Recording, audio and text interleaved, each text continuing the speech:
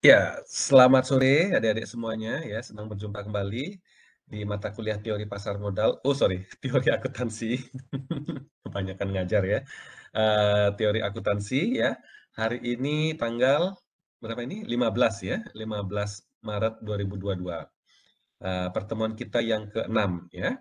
Eh, Tersisa satu pertemuan lagi sebelum UTS, jadi mohon direview kembali materinya ya. Nanti minggu depan saya akan sampaikan kisi-kisi soalnya ya, tapi bukan jawabannya ya.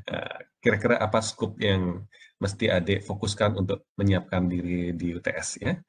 Oke, saya sudah terima file tentang topik hari ini ya, masih mengenai elemen laporan keuangan, tetapi melangkah ke liabilitas dan ekuitas ya. Minggu lalu kita sudah bahas tentang apa itu aset ya. Bagaimana mendefinisikan aset atau bagaimana definisi aset, bagaimana mengungkapkannya, mengukurnya, menyajikannya. Nah, sekarang apa itu liabilitas dan ekuitas ya. Oke, minggu lalu kelompok berapa ya yang presentasi itu? Kelompoknya siapa ya? Yoga ya, bukan ya? Bukan ya? Kelompok siapa ya? Mohon diingatkan kemarin kelompok Bapak kelompoknya yoga. betul ya. Nah, sekarang coba kelompoknya yoga, kelompok berapa itu tunjuk sekarang temannya. Izin Iya. menunjuk Bapak, saya Hmm. perwakilan dari kelompok 4. Iya. Iya, Izin iya. memilih kelompok 2 untuk memaparkan presentasi Oke. hari ini. Good. Iya, iya, iya. Silakan kelompok 2 dikasih kepercayaan. Selamat sore, kami dari kelompok 2 akan menyampaikan materi tentang komponen neraca, liabilitas, dan ekuitas.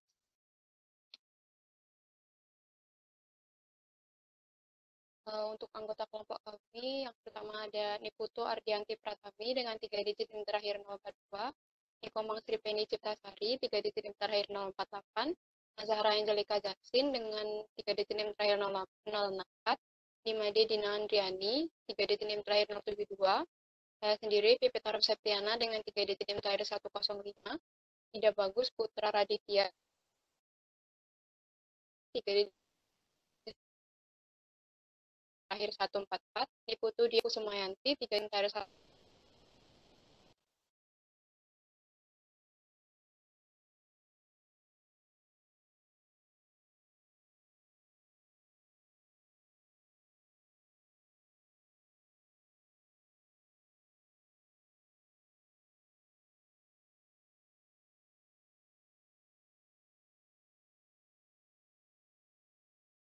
Bisa di next.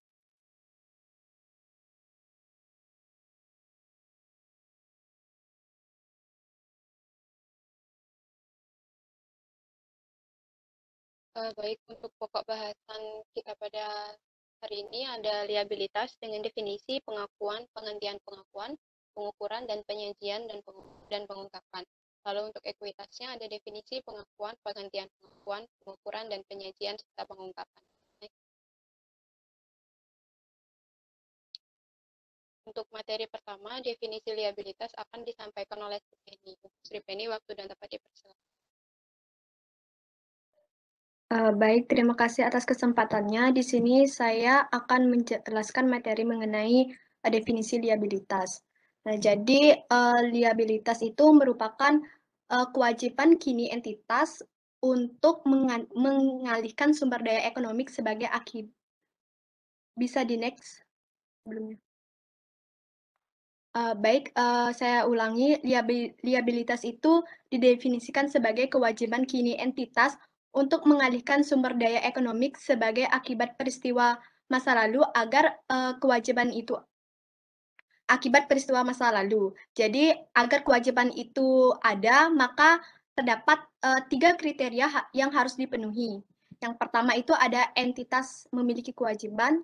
Nah, di mana kriteria pertama untuk liabilitas itu entitas memiliki itu untuk liabilitas adalah entitas memiliki kewajiban. Nah, di mana kewajiban itu merupakan tugas atau tanggung jawab yang entitas tidak memiliki kemampuan praktis untuk menghindari. Nah, kewajiban itu selalu terutang kepada pihak lain atau beberapa pihak. Nah, pihak lain atau beberapa pihak ini dapat berupa orang atau entitas lain sekelompok orang atau entitas lain ataupun masyarakat luas. Nah, jika satu pihak memiliki kewajiban untuk mengalihkan sumber daya ekonomi, maka pihak lain atau beberapa pihak itu memiliki hak untuk menerima sumber daya ekonomi tersebut. Namun, persyaratan bagi satu pihak untuk mengakui liabilitas dan mengukurnya pada jumlah tertentu tidak menyeratkan bahwa pihak lain atau beberapa pihak itu harus mengakui aset atau mengukurnya pada jumlah yang sama. Kemudian kriteria yang kedua yaitu transfer sumber daya ekonomi.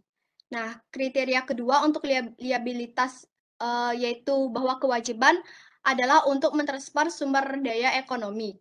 Nah, untuk memenuhi kriteria ini, kewajiban itu harus memiliki potensi untuk mengharuskan entitas mengalihkan sumber daya ekonomi ke pihak lain atau beberapa pihak.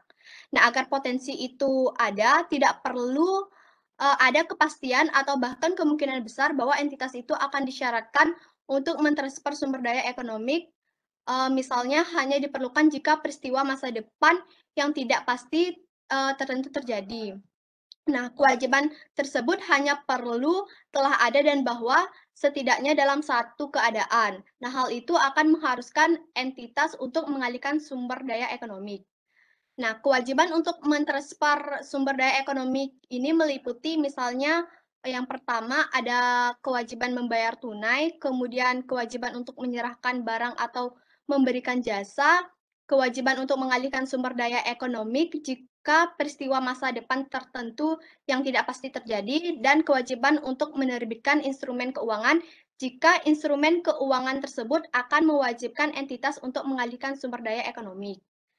Kemudian kriteria yang ketiga yaitu kewajiban kini sebagai akibat peristiwa masa lalu. Nah, kriteria ketiga untuk liabilitas ini merupakan kewajiban kini yang timbul sebagai akibat peristiwa masa lalu. Nah, kewajiban kini timbul sebagai akibat peristiwa masa lalu itu hanya jika yang pertama entitas telah memperoleh manfaat ekonomik atau mengambil tindakan, kemudian sebagai konsekuensinya entitas akan atau mungkin harus mentransfer sumber daya ekonomik yang tidak seharusnya ditransfer. Bisa di next. Nah, sedangkan pengertian liabilitas menurut FASB yaitu SFAC nomor 6 mendefinisikan kewajiban sebagai pengorbanan manfaat ekonomik masa datang yang cukup pasti yang timbul dari keharusan sekarang suatu kesatuan usaha untuk mentransfer aset atau menyediakan atau menyerahkan jasa kepada kesatuan lain di masa datang sebagai akibat transaksi atau kejadian masa lalu. Nah, definisi ini digunakan sebagai basis pembahasan karena definisi tersebut cukup lengkap secara semantik. Artinya definisi tersebut telah mencakupi berbagai gagasan atau kata kunci yang tergantung dalam beberapa definisi kewajiban oleh sumber-sumber daya lain. Nah, terdapat karakteristik utama dari liabilitas. Yang pertama itu ada pengorbanan manfaat ekonomi. Nah, untuk dapat disebut sebagai kewajiban, itu suatu objek harus membuat suatu tugas atau tanggung jawab kepada pihak lain yang mengharuskan kesatuan usaha untuk melunasi, menunaikan, atau melaksanakannya dengan cara mengorbankan manfaat ekonomi yang cukup pasti di masa datang. Nah, pengorbanan manfaat ekonomi ini diwujudkan dalam bentuk transfer atau penggunaan aset kesatuan usaha. Nah, cukup pasti di masa datang mengandung makna bahwa jumlah rupiah pengorbanan itu dapat ditentukan dengan layak. Nah, demikian juga saat pengorbanan manfaat ekonomi dapat ditentukan atau dasar kejadian tertentu atau atas permintaan pihak lain. Kemudian karakteristik yang kedua yaitu keharusan sekarang. Nah, untuk dapat disebut sebagai kewajiban, suatu pengorbanan ekonomi masa datang harus timbul akibat keharusan sekarang. Nah, pengertian sekarang ini dalam hal ini mengacu pada dua hal yaitu waktu dan adanya. Nah, waktu yang dimaksud itu adalah tanggal pelaporan, artinya pada tanggal pelaporan atau neraca. Nah, artinya pada tanggal neraca kalau perlu atau dipaksakan yaitu secara yuridis, etis, atau rasional, pengorbanan sumber ekonomi itu harus dipenuhi karena keharusan untuk itu telah ada. Kemudian pengertian kewajiban mencakup keharusan kontraktual atau dan keharusan konstruktif atau bentukan, keharusan demi keadilan, dan keharusan bergantung atau bersyarat.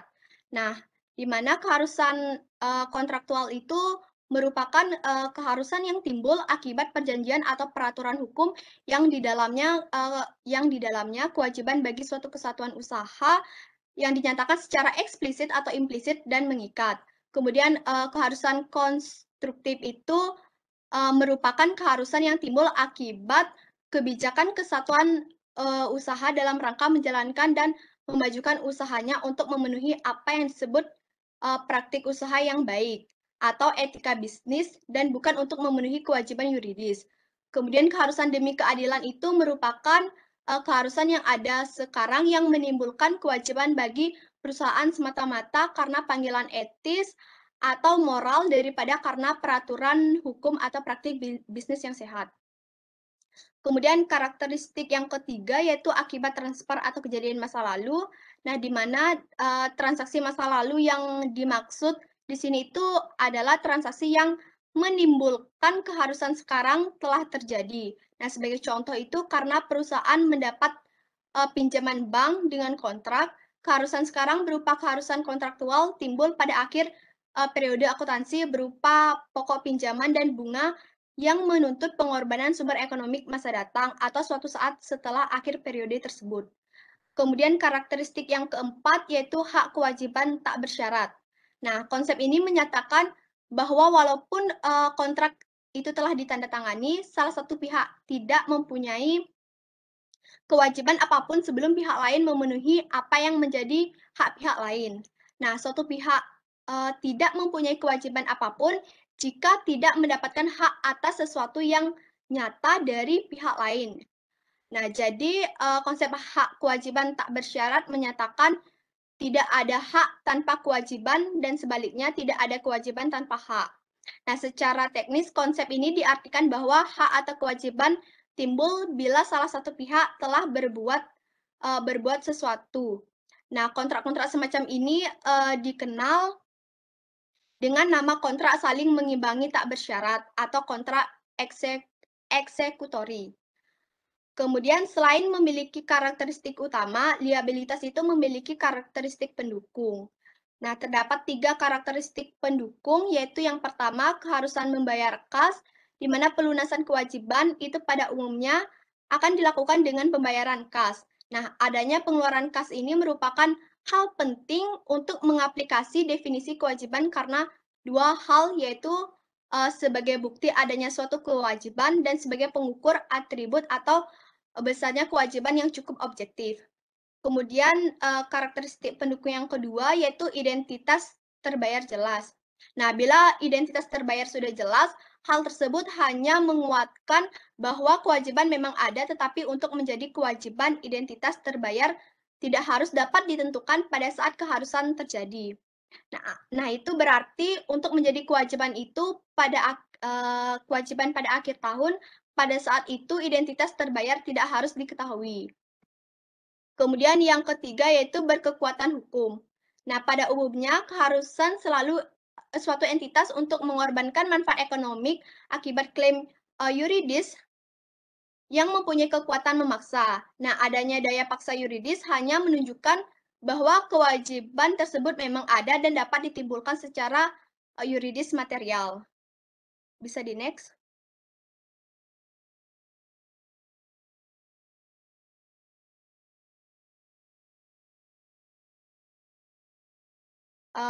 Untuk materi selanjutnya yaitu pengakuan liabilitas.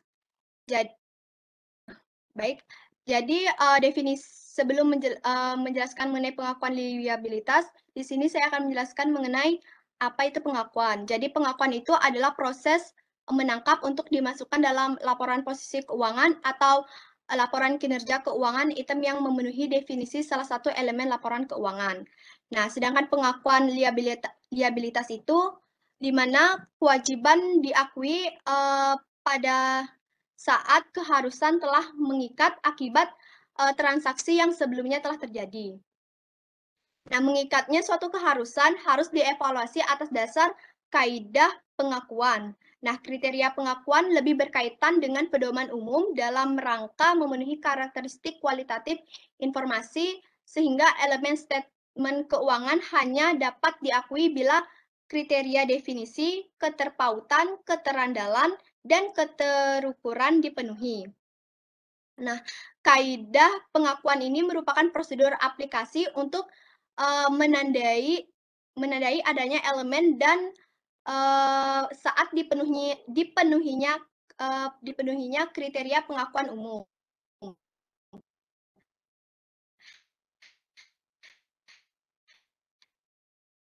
Nah, dalam hal kewajiban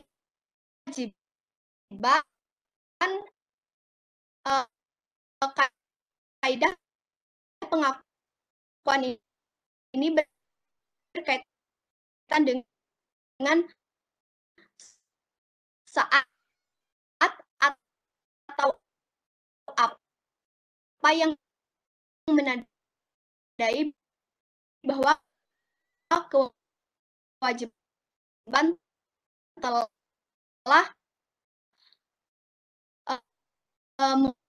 mengikat sehingga suatu kewajiban dapat diakui atau dibuka.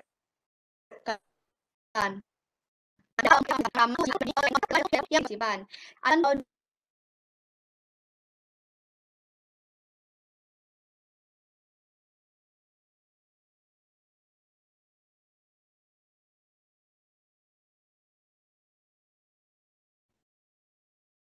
Halo, sepertinya ada kendala teknis juga ya.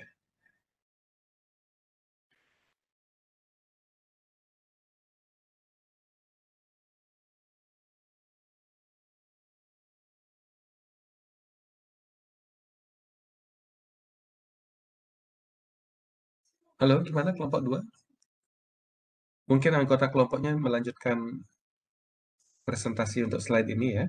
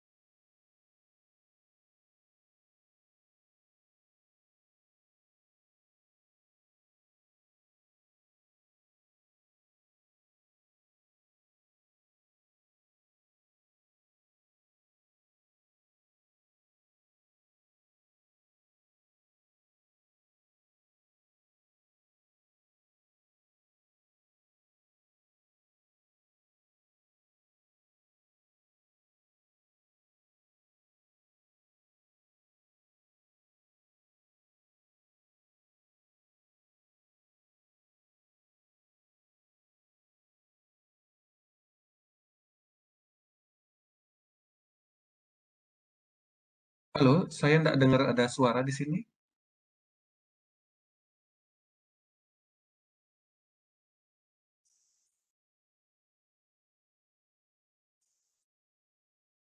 Halo kelompok 2, apa cuman saya aja yang nggak dengar ada suara ya? Tapi Di saya slides-nya juga terus tidak bergerak. ada Oh, suara, Bapak. iya, iya. Oke, gimana kelompok 2? Mungkin sampai di mana tadi sebelum ini kayaknya? Yang kriteria A ini dia kriteria ya. Mungkin bisa di overview sedikit yang ini sebelum melangkah lagi ke slide berikutnya. Tadi terputus di sini kayaknya. Silakan.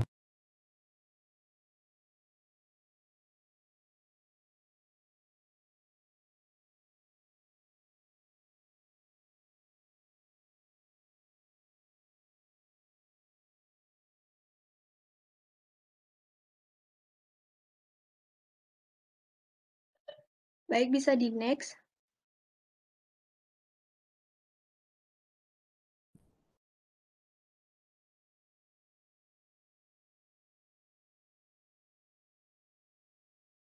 Baik, untuk materi ketiga yaitu penghentian pengakuan itu akan dijelaskan oleh rekan saya.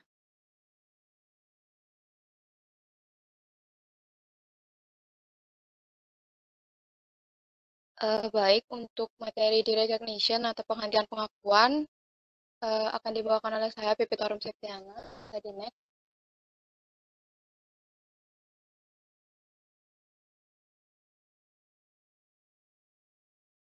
Di sini ada pengertian dari derecognition atau penghentian pengakuan, di mana penghapusan seluruh atau sebagian aset atau liabilitas yang diakui dari laporan posisi keuangan dan entitas.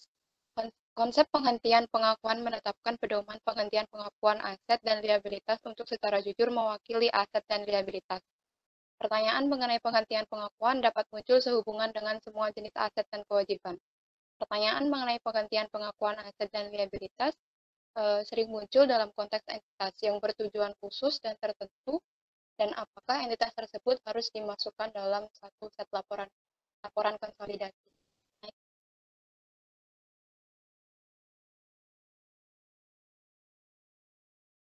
Penghentian pengakuan biasanya terjadi ketika item tidak lagi memenuhi definisi aset atau liabilitas.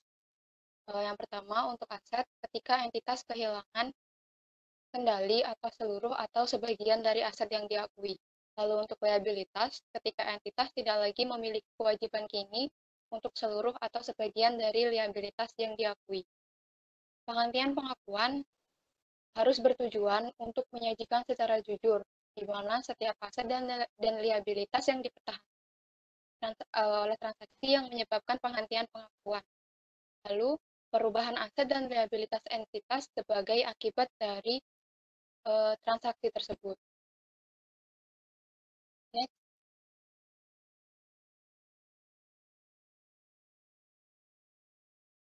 Lalu untuk tujuan penghentian pengakuan bisa dicapai dengan yang pertama, penghentian pengakuan aset atau kewajiban yang telah kadaluarsa atau lebih, maksud saya atau telah dikonsumsi, dikumpulkan, dipenuhi atau dialihkan, dan mengakui setiap penghasilan dan beban yang dihasilkan. Tujuan yang kedua, tetap mengakui aset atau liabilitas yang telah ditahan, yang disebut sebagai komponen yang dipertahankan. Lalu untuk tujuan yang ketiga, menerapkan satu atau lebih prosedur, di mana prosedur di sini ada tiga, yaitu yang pertama, menyajikan setiap komponen yang dipertahankan secara terpisah dalam laporan posisi keuangan. Prosedur yang kedua, menyajikan secara terpisah dalam laporan kinerja keuangan setiap pendapatan dan beban yang diakui sebagai akibat dari penghentian pengakuan komponen yang ditransfer. Lalu untuk prosedur yang ketiga, memberikan informasi penjelasan.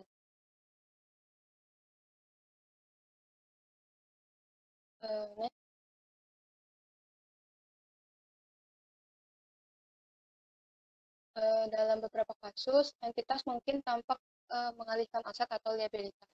Tetapi aset atau liabilitas tersebut mungkin tetap menjadi aset atau liabilitas entitas.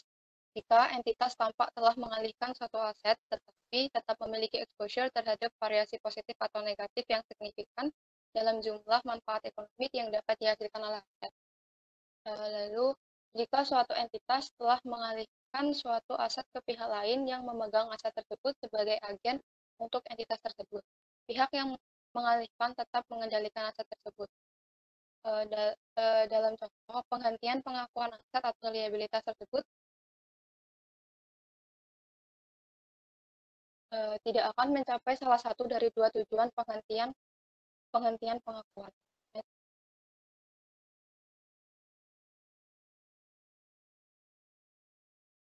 Ketika entitas tidak lagi memiliki komponen alihan, penghentian pengakuan atas komponen alihan mencerminkan dalam beberapa kasus tersebut, penghentian pengakuan mungkin tidak secara tepat menggambarkan seberapa besar suatu transaksi atau peristiwa lain mengubah aset atau liabilitas entitas.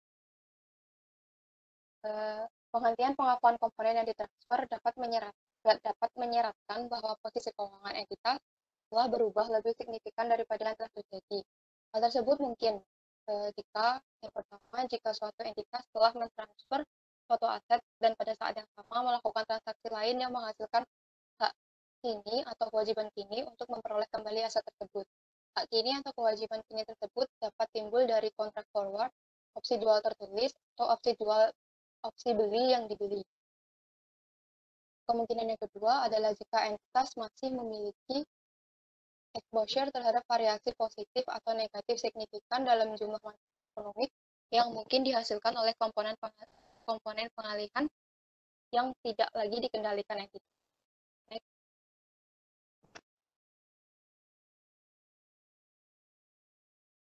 Jika penghentian pengakuan tidak cukup untuk mencapai tujuan, bahkan jika didukung oleh satu atau lebih prosedur yang telah saya jelaskan tadi, tujuan tersebut terkadang tidak dapat dicapai karena terus adanya komponen yang dialihkan. Hal tersebut menyebabkan konsekuensi ketidakcukupan penghentian pengakuan. Terdapat 3 konsekuensi. Yang pertama, tidak ada pendapatan atau beban yang diakui baik pada komponen yang dipertahankan atau komponen yang dialihkan sebagai akibat dari transaksi atau peristiwa lain. Konsekuensi yang kedua, hasil yang diterima atau dibayarkan saat pengalihan aset atau kewajiban diperlakukan sebagai pinjaman yang diterima atau diberikan. Untuk konsekuensi yang ketiga, penyajian terpisah dari komponen yang ditransfer dalam laporan posisi keuangan atau penyediaan informasi penjelasan diperlukan untuk menggambarkan fakta bahwa entitas tidak lagi memiliki hak atau kewajiban yang timbul dari komponen yang ditransfer.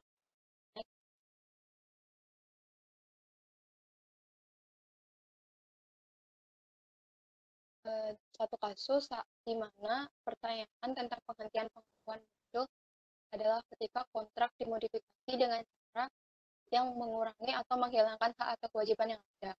Dalam memutuskan bagaimana memperhitungkan modifikasi kontrak, perlu untuk mempertimbangkan unit ukur mana yang memberikan penggunaan laporan keuangan informasi yang paling berguna tentang aset dan liabilitas yang dipertahankan, dan tentang bagaimana modifikasi mengubah aset dan liabilitas entitas.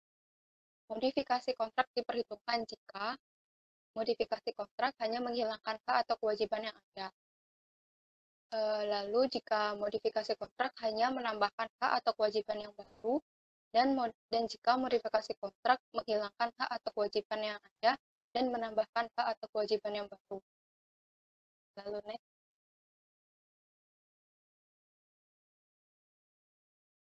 Baik, selanjutnya adalah summary dari delegated action, yaitu penghentian pengakuan adalah penghapusan seluruh atau sebagian aset atau liabilitas yang diakui dari laporan posisi keuangan entitas, dan biasanya terjadi ketika item tersebut tidak lagi memenuhi definisi aset atau liabilitas. Dalam situasi terbatas, ketika penghentian pengakuan yang didukung oleh pengungkapan tidak cukup untuk memenuhi kedua tujuan, entitas mungkin perlu terus untuk mengakui komponen yang ditransfer bersama dengan liabilitas atau aset untuk hasil yang diterima atau dibayarkan. Ada kasus di mana pertanyaan tentang penghentian pengakuan muncul adalah ketika kontrak dimodifikasi dengan cara mengurangi atau menghilangkan hak atau kewajiban yang ada.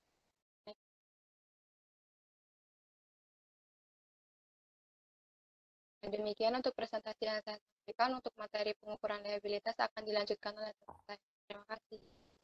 Baik, terima kasih atas kesempatannya. Sebelumnya, perkenalkan nama saya Trida Puspita dengan 3 digit PIN terakhir 199. Nah, di sini saya mohon maaf karena tidak dapat menyalakan kamera karena dikhawatirkan slide-nya macet. Baik, materi selanjutnya adalah pengukuran liabilitas. Berdasarkan konseptual framework for financial reporting chapter 6, elemen yang diakui dalam laporan keuangan dikuantifikasi dalam satuan moneter. Nah, sehingga hal tersebut mensyaratkan adanya pemilihan dasar pengukuran. Dasar pengukuran terdiri dari yang pertama historical cost dan yang kedua current value. Biaya historis memberikan informasi besaran moneter dengan menggunakan informasi yang diperoleh setidaknya sebagian dari harga transaksi atau peristiwa lain yang memunculkannya.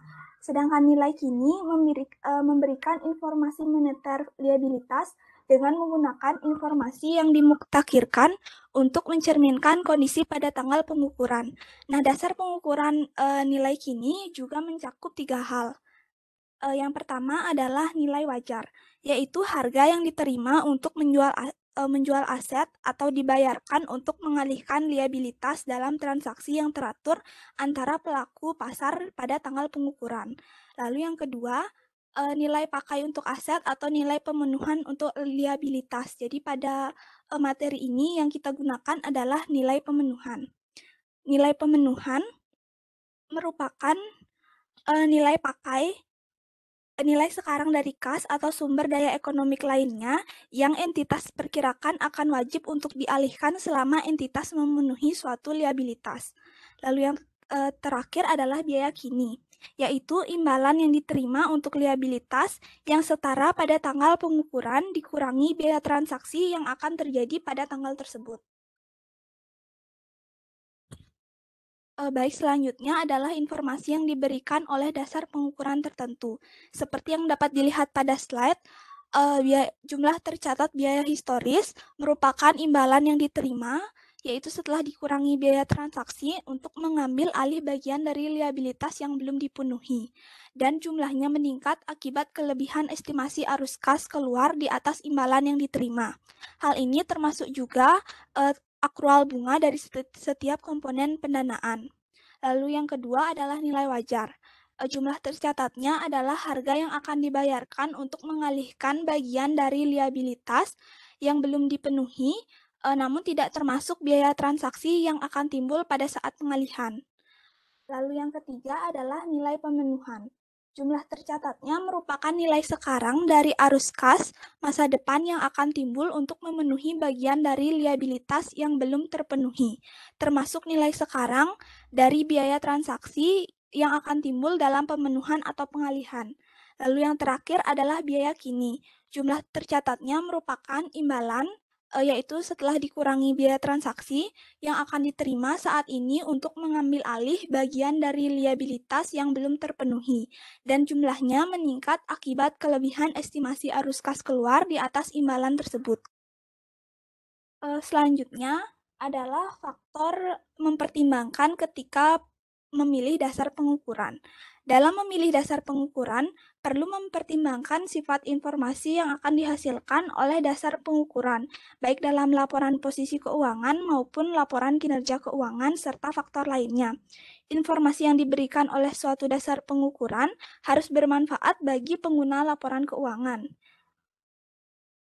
Hal ini memerlukan pertimbangan sifat informasi yang akan dihasilkan oleh dasar pengukuran tersebut. Informasi harus relevan dan merepresentasikan secara tepat apa yang akan direpresentasikan. Selain itu, informasi juga seharusnya sedapat mungkin dapat dibandingkan, dapat diverifikasi tepat waktu, dan dapat dipahami. Nah, di sisi lain, FASB juga mengakui adanya 5 dasar pengukuran yang dapat digunakan untuk menentukan nilai aset dan liabilitas seperti yang tertera pada SFAC nomor 5. Dasar pengukurannya yaitu yang pertama ada historical cost, lalu yang kedua ada current replacement atau biaya pengganti terkini, yang ketiga ada current market value atau nilai pasar terkini, yang keempat ada net realizable value atau nilai bersih yang dapat direalisasi, serta present value of future cash flow atau nilai sekarang aliran kas mendatang. Baik, sekian dari saya. Selanjutnya akan dilanjutkan oleh rekan saya. Terima kasih. Baik, sebelumnya perkenalkan, nama saya Bagus Putra Raditya dengan 3 digit NIM terakhir 144. Saya akan melanjutkan presentasi dari rekan saya. Terkait yang pertama yaitu definisi ekuitas. Next.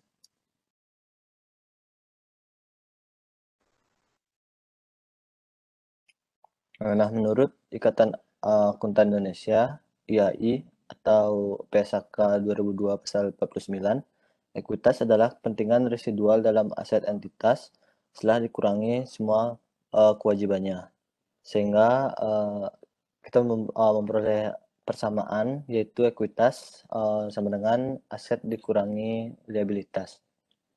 Nah, ekuitas bukan pengorbanan sumber ekonomi masa datang, karena didefinisikan atas dasar aset dan kewajiban. Nilai ekuitas juga bergantung pada bagaimana aset dan kewajiban diukur. Nah, terkadang persyaratan hukum, peraturan, atau lainnya mempengaruhi komponen ekuitas tertentu seperti modal saham atau laba ditahan. Next.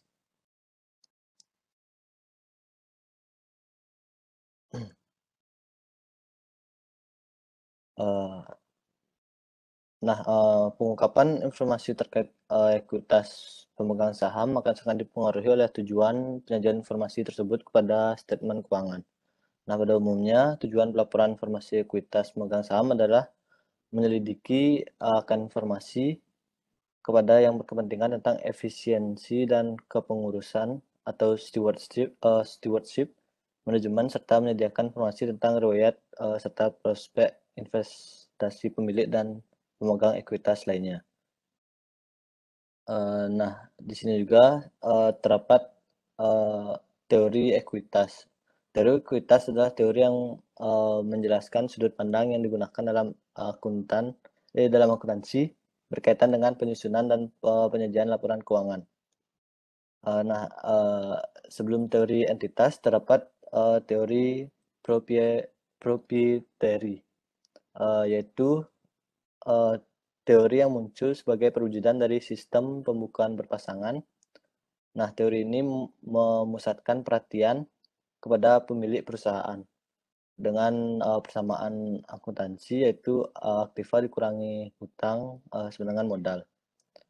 Nah, teori entitas sendiri ini muncul untuk mengatasi kelemahan yang melekat pada teori proprietary. Nah, terdapat pemisahan antara kepentingan pribadi pemilik dengan kepentingan perusahaan pada teori entitas.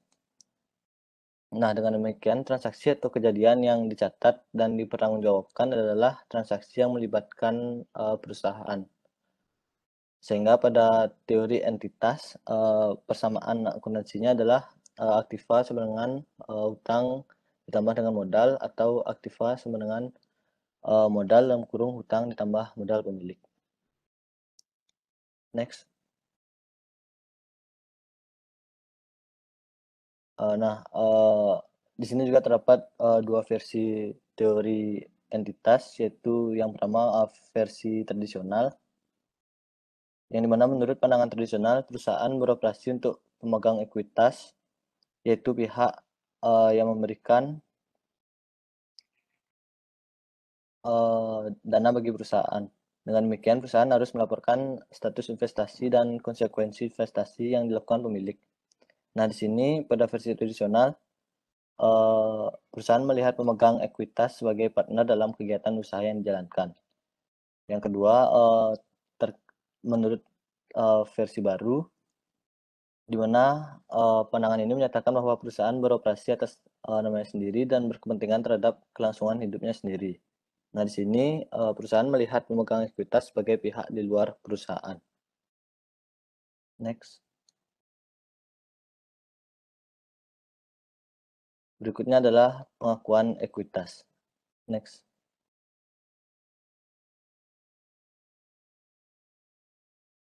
Nah, berikut merupakan pos-pos yang termasuk dalam pengakuan ekuitas. Yang pertama ada modal setoran atau contribute capital.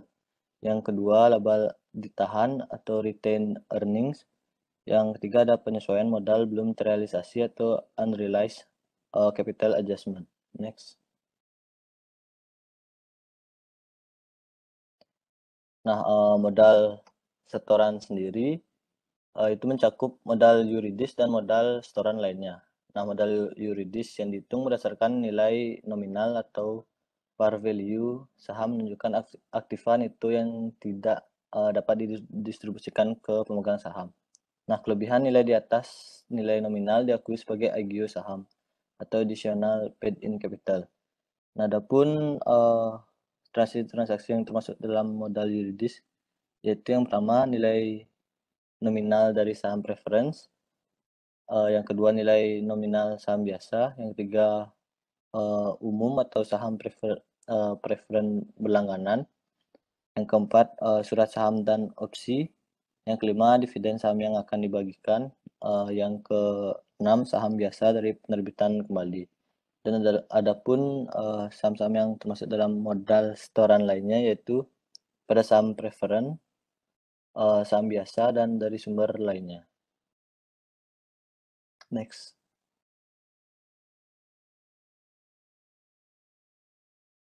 Nah, berikutnya adalah laba ditahan.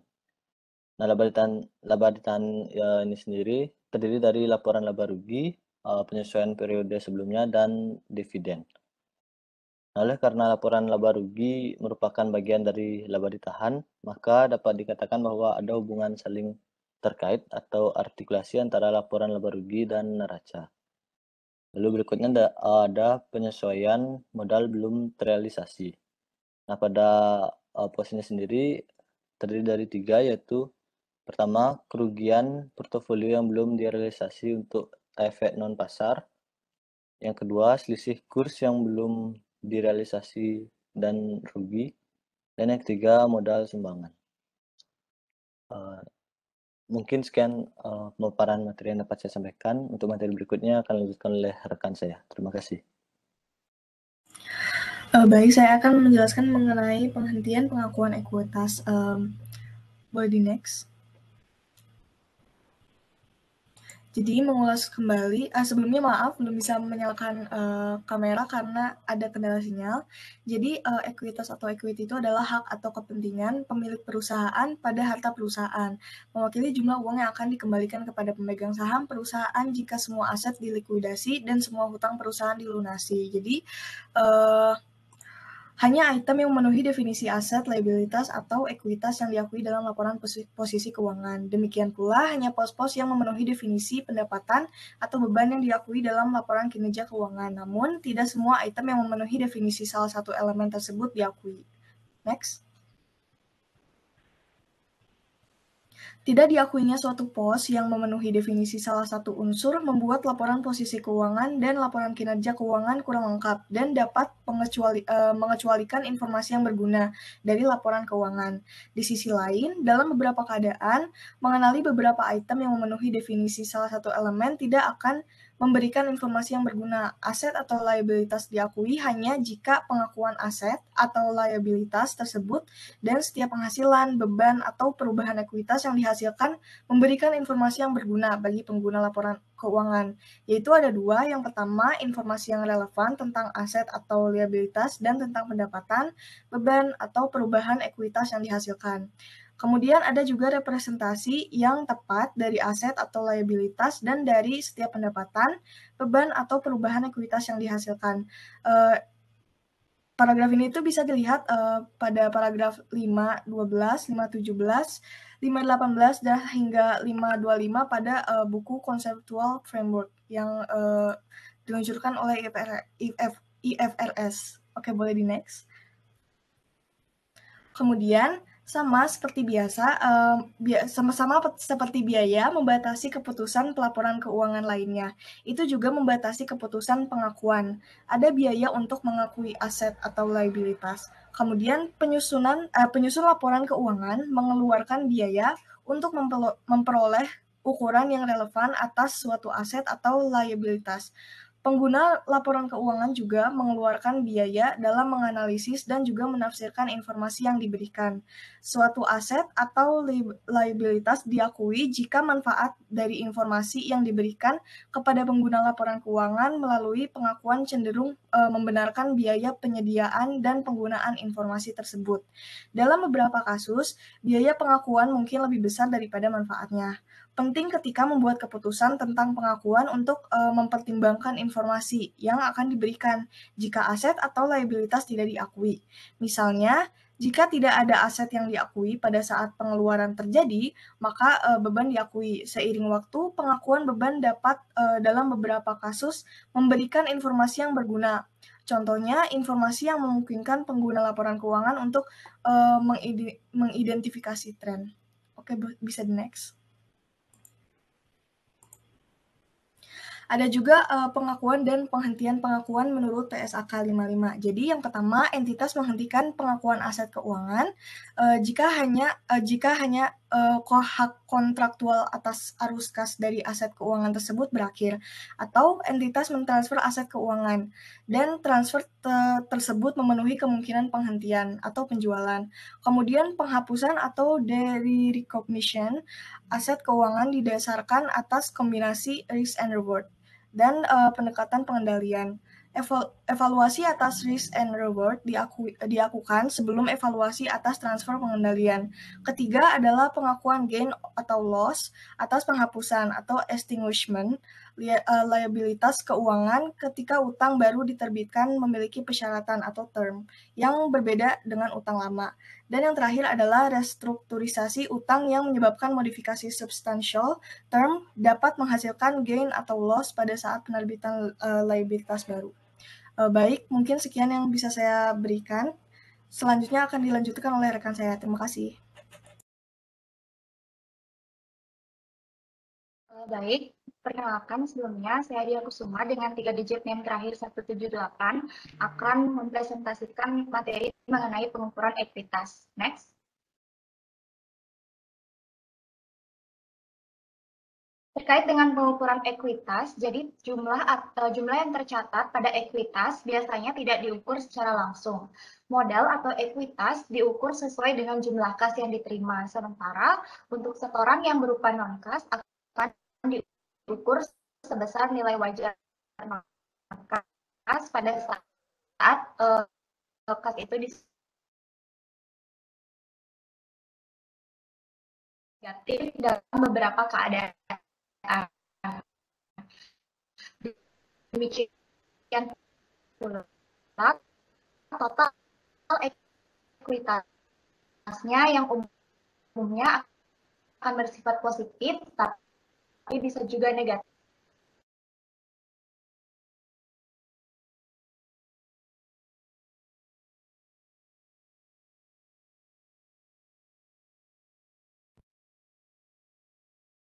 Iya, sepertinya ada kendala teknis lagi.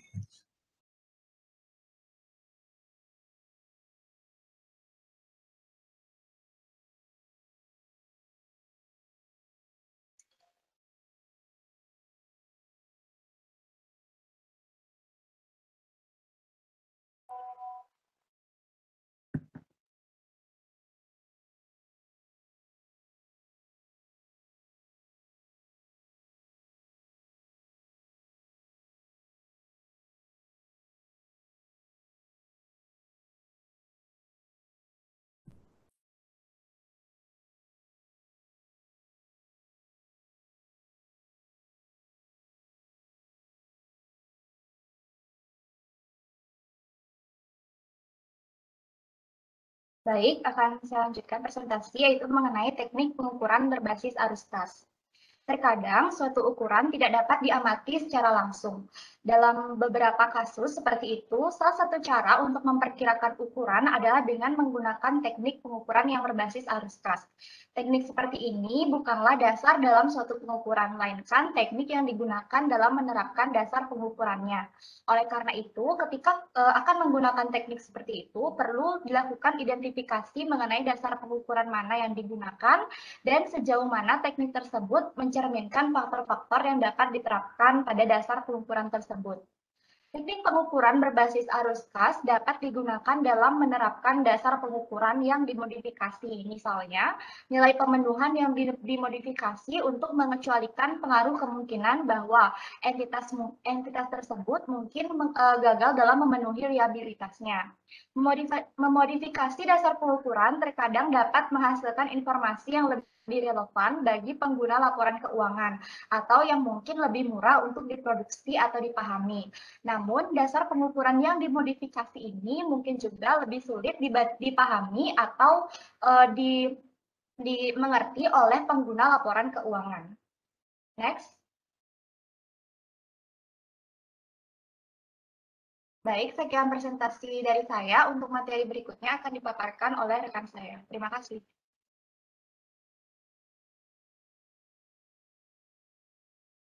Sebelumnya perkenalkan saya Ardianti dengan 3 digit yang terakhir 042 akan melanjutkan presentasi terkait dengan penyajian dan pengungkapan liabilitas dan ekuitas. Next.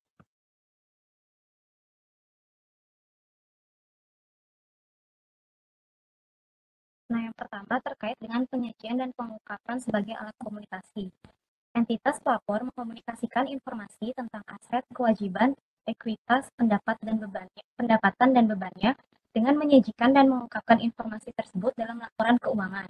Komunikasi informasi yang efektif dalam laporan keuangan membuat informasi tersebut menjadi lebih relevan dan berkontribusi pada representasi yang tepat dari aset, kewajiban, ekuitas, pendapatan, dan beban entitas.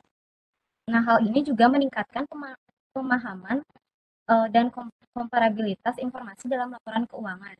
Komunikasi informasi yang efektif dalam laporan keuangan membutuhkan yang pertama yaitu berfokus pada tujuan dan prinsip penyajian dan pengungkapan daripada berfokus pada aturan. Kemudian yang kedua, mengklasifikasikan informasi dengan cara mengelompokkan item-item yang serupa dan memisahkan item-item yang tidak serupa. Kemudian yang ketiga, mengumpulkan informasi sedemikian rupa sehingga tidak dikaburkan baik oleh detail yang tidak perlu atau oleh agresi yang berlebihan. Next.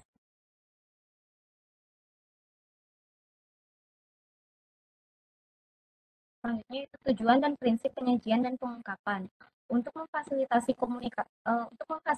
komunikasi informasi yang efektif dalam laporan keuangan, ketika mengembangkan persyaratan penyajian dan pengungkapan dalam standar diperlukan keseimbangan antara yang pertama, memberi entitas fleksibilitas untuk menyediakan informasi yang relevan yang secara jujur mewakili aset, kewajiban, ekuitas, pendapatan, dan beban entitas. Dan yang kedua, membutuhkan informasi yang dapat diperbandingkan baik dari satu periode ke periode lainnya untuk suatu entitas pelapor maupun dalam satu periode pelaporan lintas entitas. Menyertakan tujuan penyajian dan pengungkapan dalam standar mendukung komunikasi yang efektif dalam laporan keuangan karena tujuan tersebut membantu entitas untuk mengidentifikasi informasi yang berguna dan untuk memutuskan bagaimana mengkomunikasikan informasi tersebut dengan cara yang paling efektif. Komunikasi yang efektif dalam laporan keuangan juga didukung dengan memperhatikan prinsip-prinsip, yaitu yang pertama, informasi entitas spesifik lebih berguna daripada deskripsi standar. Kemudian yang kedua, duplikasi informasi di berbagai bagian laporan keuangan biasanya tidak diperlukan dan dapat membuat laporan keuangan kurang dapat dipahami. Next.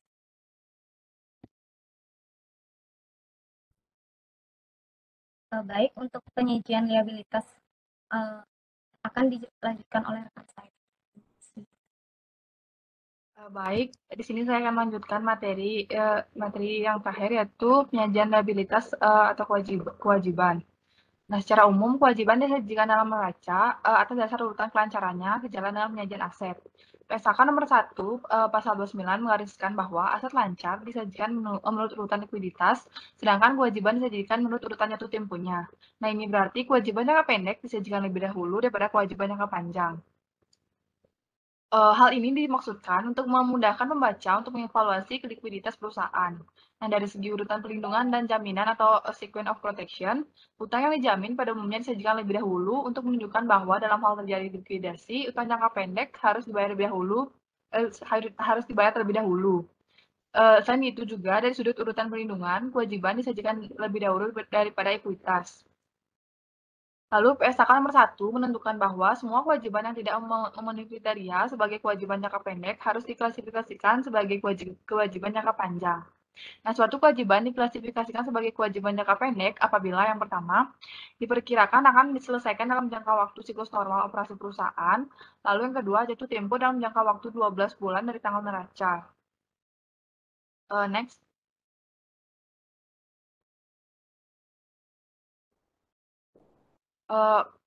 Paragraf 47 menyebutkan bahwa kewajiban berbunga jangka panjang tetap diklasifikasikan sebagai kewajiban jangka panjang, walaupun kewajiban tersebut akan jatuh tempo dalam jangka waktu 12 bulan sejak tanggal neraca. Apabila yang pertama, kesepakatan awal perjanjian pinjaman untuk jangka waktu lebih dari 12 bulan.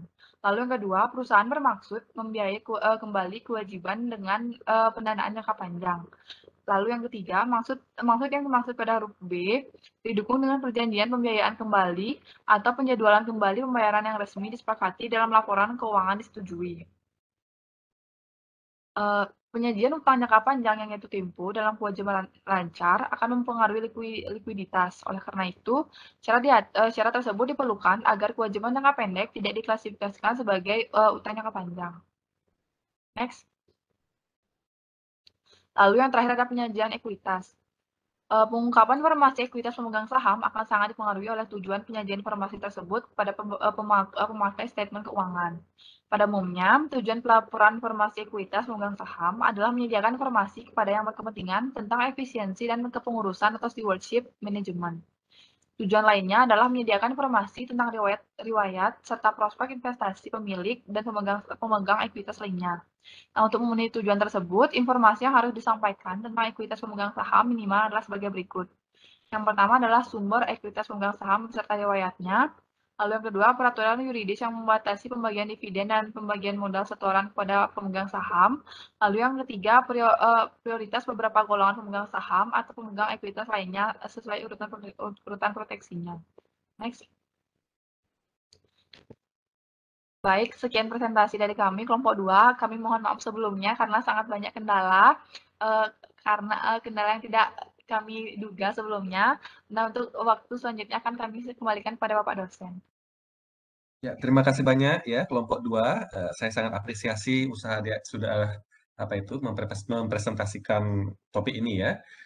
Masalah koneksi internet saya kira hal yang wajar ya, itu bagian dari dari meeting online ya risikonya. Baik, silahkan kita masuk ke sesi diskusi.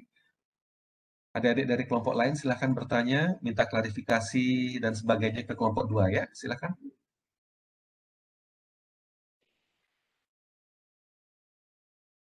Atau mungkin sambil menunggu kalau belum ada. Di menu chat saya sudah sampaikan ya, di judul presentasinya kan tadi elemen neraca ya kalau nggak salah ya.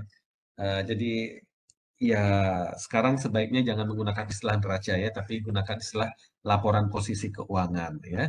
Gitu juga dengan aktiva itu ya, sering sekali mahasiswa itu masih mengacu ke literatur yang lama, jadi gunakan literatur yang lebih terkini ya. Jadi daripada mengatakan neraca, laporan posisi keuangan, kemudian kalau aktiva, gunakan istilah aset ya. Nah, tadi disebutkan kewajiban ya atau liabilitas. Itu komponennya ada tadi, aspeknya dikatakan sana ada kewajiban membayar kas gitu ya. Entah di slide mana saya lupa ya.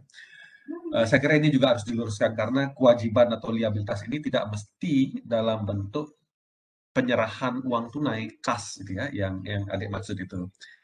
Oke lah, dalam hal misalkan kita atau perusahaan berhutang kepada supplier ya, supplier memberikan barang dagangan yang kita pesan, maka karena kita belum bayar, kita punya kewajiban ya, kita mengakui utang ya. Jadi utang dagang di sana. Nah, oke lah, dalam konteks itu ada kewajiban bagi perusahaan untuk membayar di kemudian hari berupa uang tunai ya, yang harus diserahkan ke supplier ya, masuk akal ya. Tetapi tidak semua liabilitas itu seperti itu sifatnya ya. Ada yang bisa memberikan contoh? Tidak mesti harus dengan penyerahan uang tunai, tetapi non tunai. Ada yang bisa bantu saya? Entah itu kelompok 2 atau kelompok yang lain, silahkan. Kok pada mati semua nih kameranya? Giliran tanya jawab. Ayo adik-adik, kita diskusi ya. Ada nggak contoh liabilitas atau utang atau kewajiban ya? Bisa disamakan lah maknanya. Yang non tunai ya. Apa pendapatan diterima di muka? Pendapatan diterima di muka. Ya, betul ya. Contohnya kayak gimana tuh pendapatan diterima di muka? Kan kita mendapat uang terlebih dahulu, sedangkan jasanya belum kita serahkan atau barang, Pak. Ya, adik jadi pengusaha kos misalkan ya. Jadi ketimbang itu anak kosnya bayarnya sebulan-sebulan, mungkin bayarnya setahun di muka gitu ya. Jadi bayarnya per tahun. Nah, dia bayar per tahun, maka dia sebagai ibu kos punya kewajiban ya untuk menyerahkan kamar kosnya atau rumah yang dikontrakkan itu ya selama setahun ke depan gitu ya. kepada orang yang membayar sekaligus tadi ya. Dan uang yang adik terima di muka keseluruhan itu setahun itu adik perlakukan sebagai kewajiban gitu ya. Nanti setiap periodenya setiap bulan gitu ya, kan hangus itu ya seiring dengan berjalannya waktu, itu adik akui sebagai pendapatan gitu ya. Jadi ketimbang sekaligus semua di hari itu ketika adik menerima uang misalkan 10 juta, 12 juta misalkan biar gampang aja ya. 12 juta untuk 12 bulan sekaligus. Nah, 12 juta sekaligus itu bukanlah pendapatan di bulan adik menerima itu, gitu ya. Tetapi itu pendapatan dalam 1 tahun. Sehingga untuk mengakui per bulannya, katakanlah adik buat laporan keuangan per bulan ya, itu mesti diakui pendapatan per bulannya ya. Jadi ada alokasinya, gitu ya. Saya kira adik sudah paham maksud saya ya dengan praktiknya di mata kuliah sebelumnya. Tetapi ya, jadi itu sekaligus mengklarifikasi bahwa kewajiban itu nggak mesti secara serta-merta diikuti oleh kewajiban untuk menyampaikan uang tunai kepada pihak di mana kita berhutang gitu ya. Kurang lebih seperti itu. Apalagi ya, note ya, ada poin juga secara praktis gitu ya, tidak bisa dihindari ya. Nah, itu maksudnya gimana ya itu? Practical ability. Ada kata kuncinya sana. Per definisi kewajiban. Itu bisa diklarifikasi entah kelompok 2 atau yang lainnya bisa bantu. Ayo kita sama-sama diskusi. Sebelum adik ngasih pertanyaan, saya kasih pertanyaan dulu pemanasan ya. Biar seru diskusinya. Apa ya, Mak? Bagaimana kita memaknai itu ya, poin itu ya. Apa itu? Kemampuan ya, kalau secara ini ya, perkataannya ya. Kemampuan praktis itu tidak dapat dihindari untuk bisa mengatakan itu kewajiban atau liabilitas. Ada yang bisa klarifikasi itu?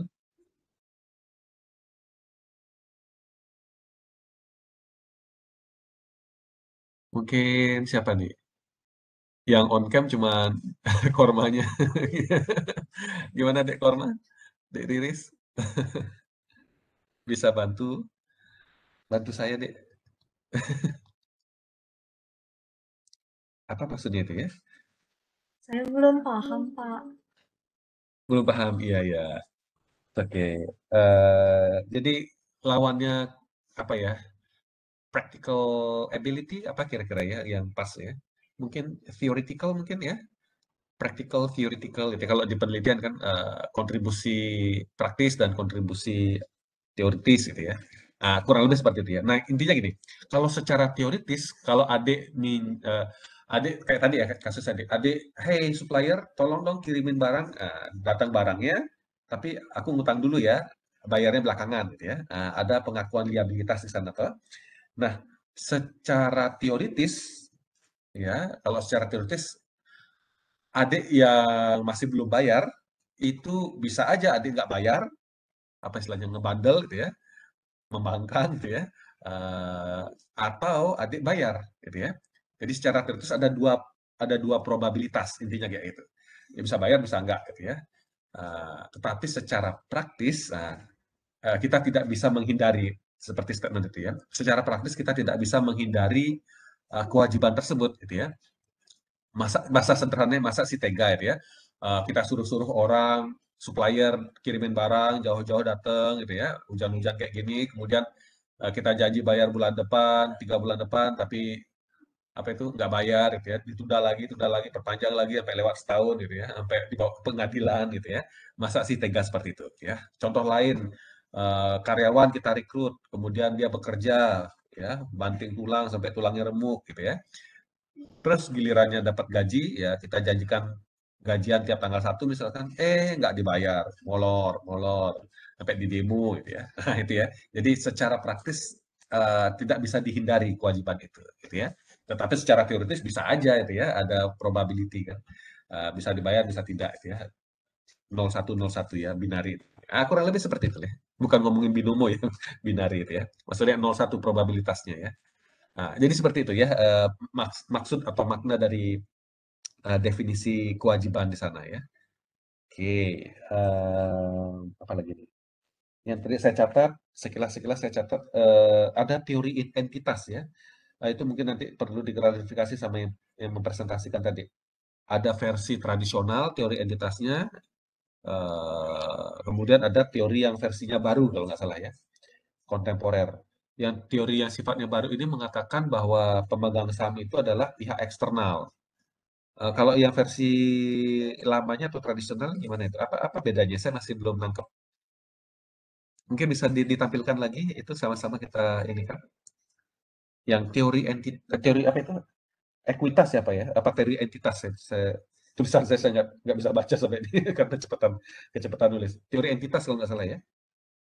Versi lama atau versi tradisional versus versi baru. Bisa ditampilkan lagi yang itu? Slide-nya itu. Kelompok 2 ada kendala lagi? Baik Bapak, tunggu sebentar. Iya Dek. Iya sabar. Saya sabar menanti. Kayak martabak ya, sabar menanti kan ada kan martabak sabar menanti. Lapar nih ngomongin martabak. Ya ini dia. Versi tradisional, perusahaan beroperasi untuk pemegang ekuitas. Oke, ya. Ini mungkin yang versi tradisional ini apa itu stewardship itu ya. Jadi dia jadi pelayan gitu ya. Oke Pak, apa itu Pak pemodal, saya siap mengelola modal Bapak gitu ya, atau Ibu gitu ya.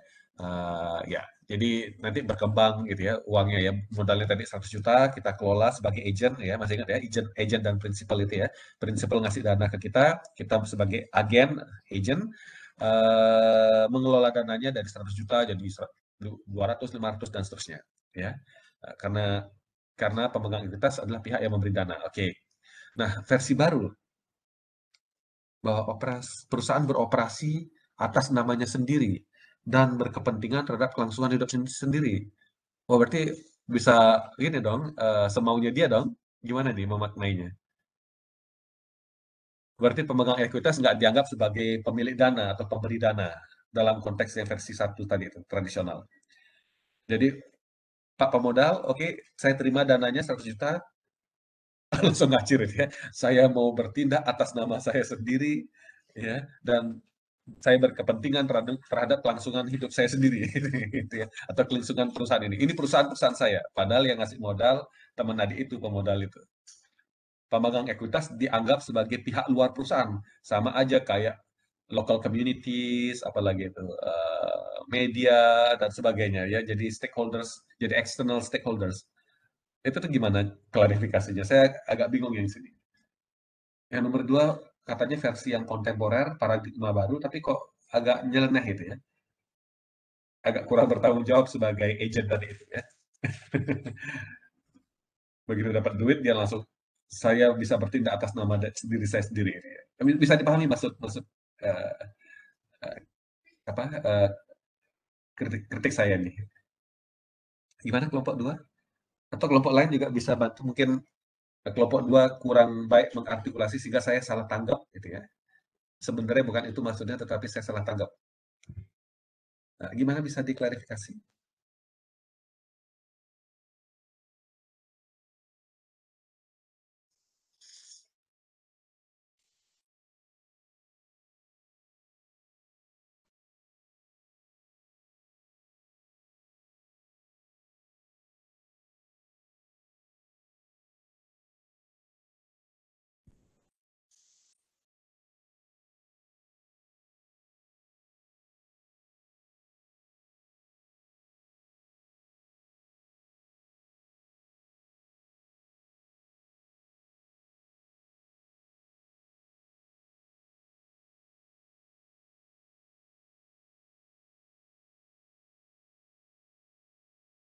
Gimana kelompok 2? Anggap ujian skripsi ya, adik menulis seperti ini, terus dipertanyakan, ini maksudnya gimana? Kan cuma nanya gitu. Gimana?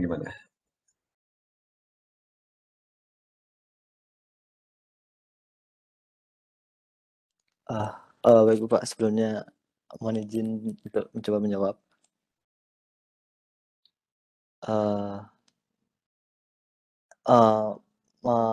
maksud saya di sini menurut saya sendiri versi baru di mana pandangan ini menyatakan bahwa perusahaan beroperasi atas namanya sendiri dan berkepentingan terhadap kelangsungan hidupnya sendiri. Jadi mungkin keputusan maksudnya di internal perusahaan lebih diperhitungkan dibandingkan dengan pemegang saran atau masukan dari pemegang ekuitas itu sendiri. Jadi istilahnya perusahaan ini memiliki independensinya sendiri untuk mempertahankan kelangsungan hidupnya sendiri.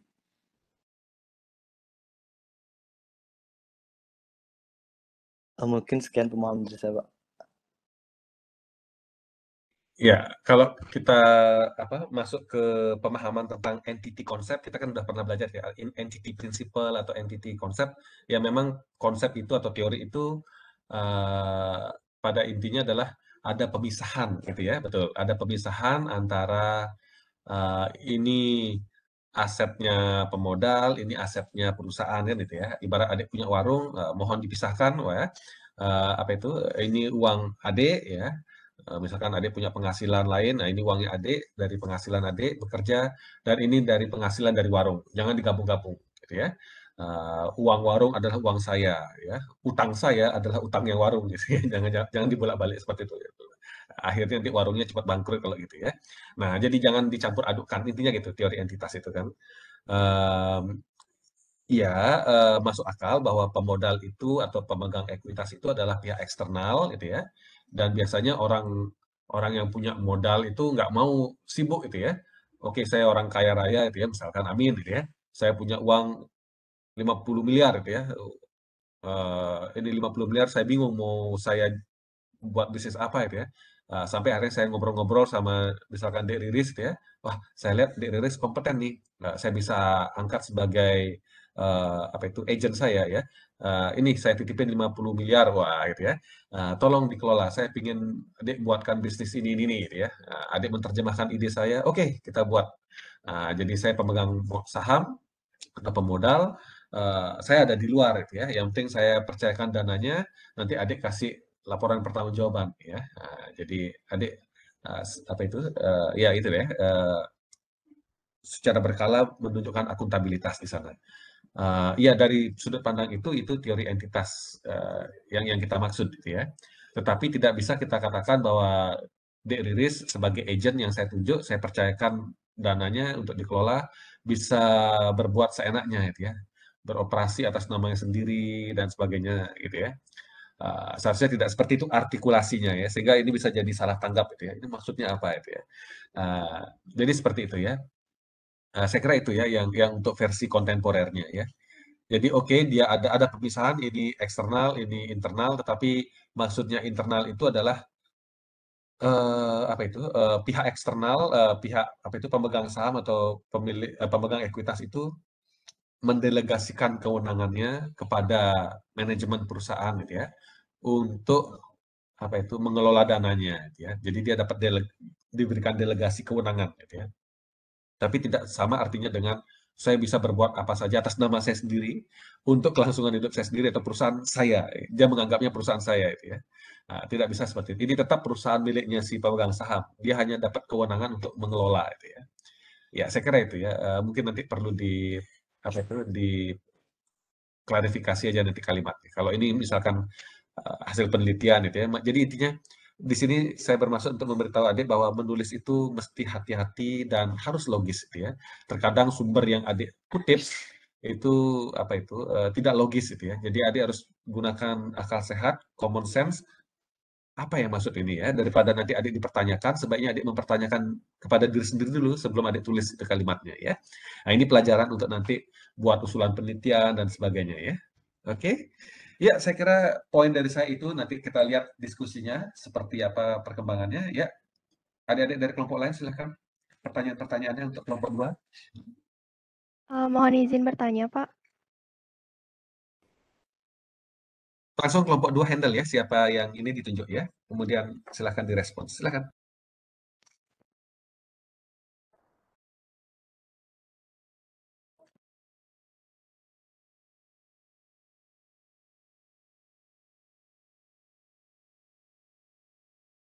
Baik, silakan Jessica.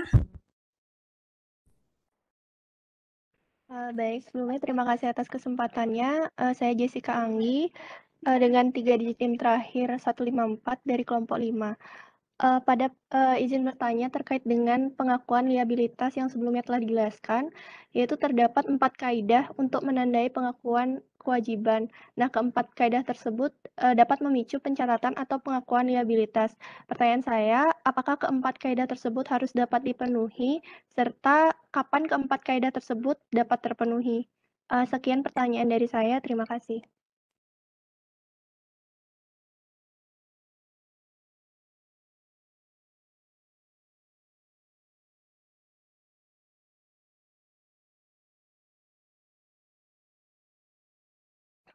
Izin bertanya. Baik, Ya, Isma, Isma. silahkan. Baik, terima kasih atas kesempatannya. Saya Isma Suyanti dengan 3 digit NIM terakhir 019 dari kelompok 4. Izin bertanya kepada kelompok penyaji, apakah ada suatu kondisi yang memungkinkan liabilitas belum pasti untuk dimiliki atau diakui? Jika ada, tolong disebutkan contoh dan dijelaskan. Terima kasih. Terima kasih, Isma.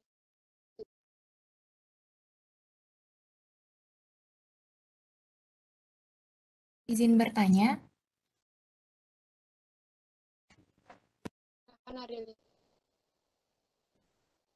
Baik, perkenalkan nama saya Ardelia Ristianti, 3 digit NIM terakhir 050. Izin bertanya kepada kelompok penyaji.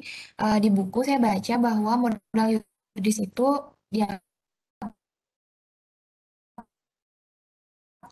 tidak penting dalam akuntansi. Dan saya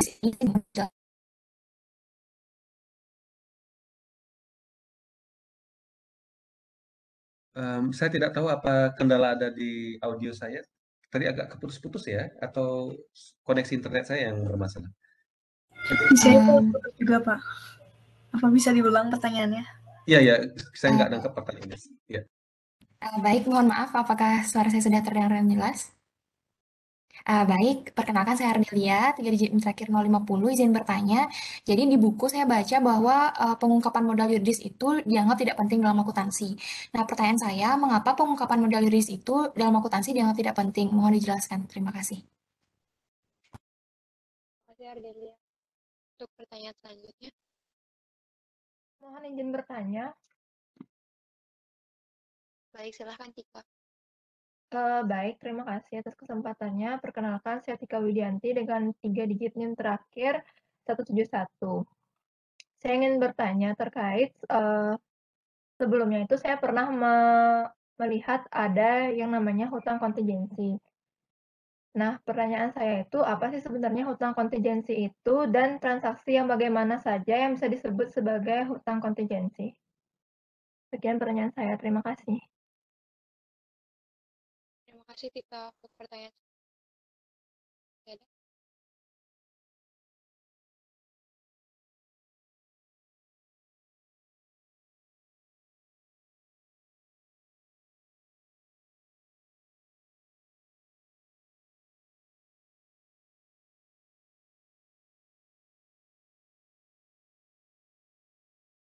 Ya teman-teman, apakah masih ada pertanyaan lagi?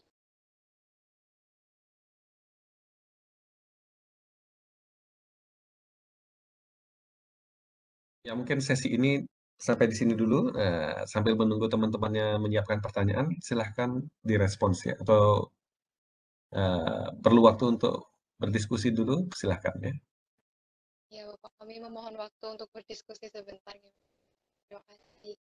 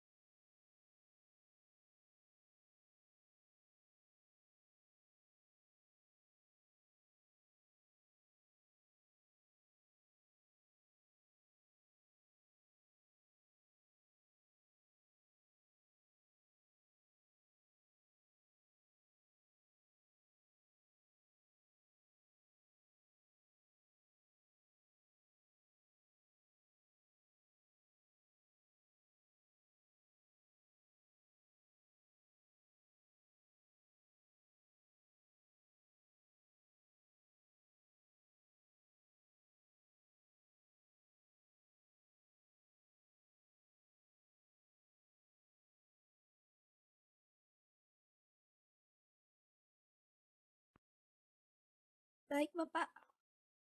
Mohon izin mencoba menjawab pertanyaan. Jadi di sini saya ingin mencoba menjawab pertanyaan dari Jessica dari kelompok 5. Pertanyaannya, pada pengakuan liabilitas terdapat 4 kaidah untuk menandai pengakuan kewajiban.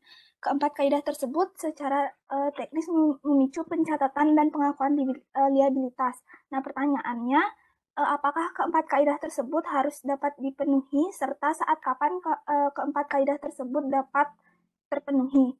Nah, jadi keempat kaidah tersebut yaitu ketersediaan dasar hukum, keterterapan konsep dasar konversatisme, ketentuan substansi ekonomik, transaksi, serta keterukuran nilai kewajiban.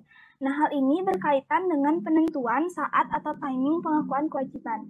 Pada umumnya, saat pengakuan terjadi sangat jelas karena kebanyakan kewajiban timbul dari kontrak yang menyebutkan secara tegas saat ada 3 keadaan. Yang pertama, mengikatnya kontrak. Yang kedua, jumlah rupiah pembayaran kewajiban, serta saat pembayaran.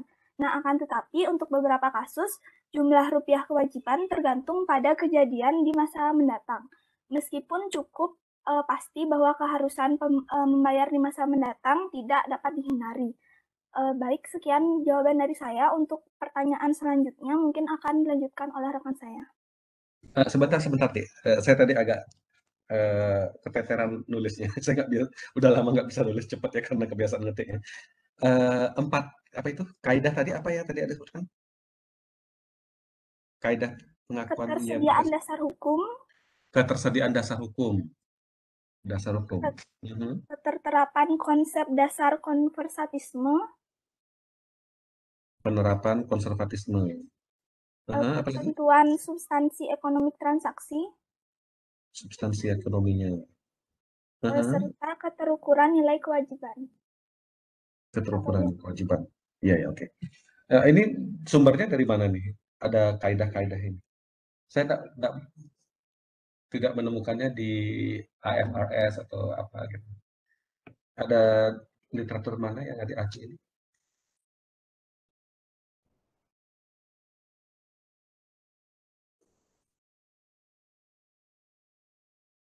Bukan menyalahkan ya. Mungkin saya tidak update gitu.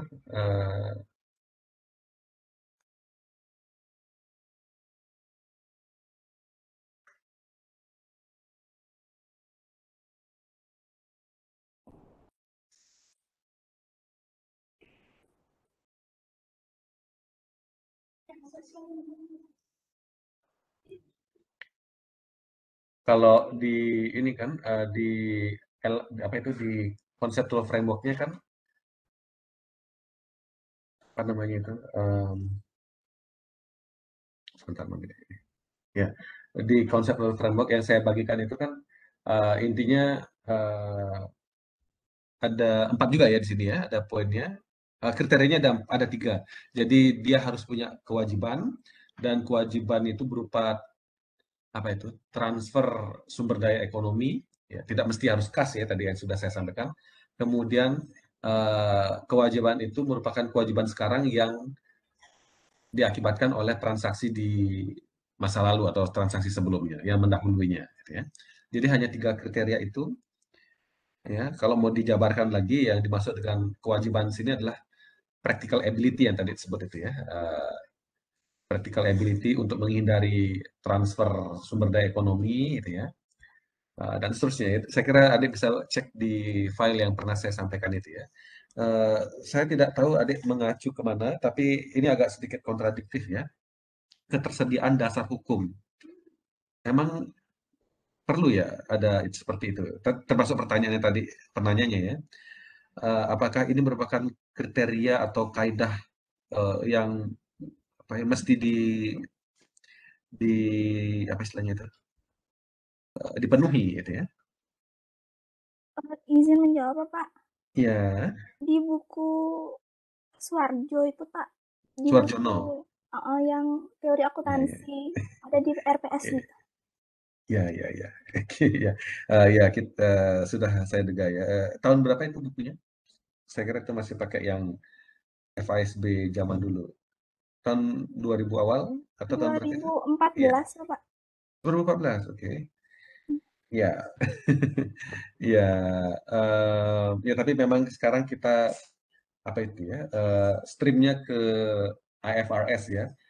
Kalau dulu memang stream kita emang ke FISB ya, ke Amerika-Amerikaan ya. Tapi sekarang akuntansi memang condong ke Inggris-Inggrisan gitu ya.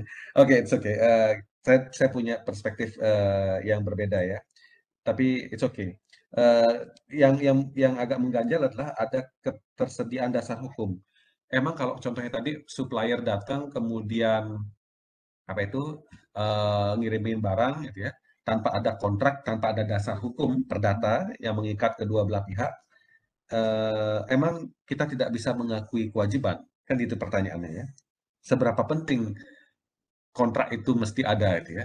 Emang setiap kita mesen, misalkan ada punya toko kelontong gitu ya, kemudian pesan dari supplier ya, itu nggak mesti harus naikkan kontrak ya. Sebelum itu kadang cukup dengan telepon atau gimana itu mereka datang gitu ya. Jadi kalau memang tidak ada dasar hukum perdata dalam hal ini, emang tidak bisa kita mengakui sebagai kewajiban gitu ya. Itu pertanyaan penanyanya, bagus ya. Kemudian ada di poin ketiganya, di situ ada substansi ekonomi. Dan ini agak kontradiktif dalam artian ketika ada sesuatu yang mengganjal di pikiran kita ya, ini bisa kita akui sebagai beban nggak? Kewajiban nggak ya? Nah, kalau kita bingung, kita harus mengacu kepada definisi ya. Kalau masih bingung juga mengacu ke atas lagi prinsip gitu ya. Dan kita sudah mengetahui ada yang namanya prinsip substance over form gitu ya. Jadi substansi ekonomi mengungguli bentuk hukumnya. Nah, jadi kalau memang seperti itu, kenapa di split seperti ini? Mesti ada ketersediaan dasar hukum, kemudian di poin ketiganya mesti ada substansi ekonomi. Padahal secara prinsip yang diutamakan adalah substansi ekonomi gitu ya. Contoh tadi, kita mesen lewat telepon aja atau ketemu di jalan pas ke pasar gitu ya. Oh ya stok barang saya udah habis, tolong ya ntar siang dikirim ya. Hanya dengan ngomong itu. Supplier lagi sebentar datang, beneran siangnya, dikirimin barangnya yang kita sempat pesan secara oral tadi itu.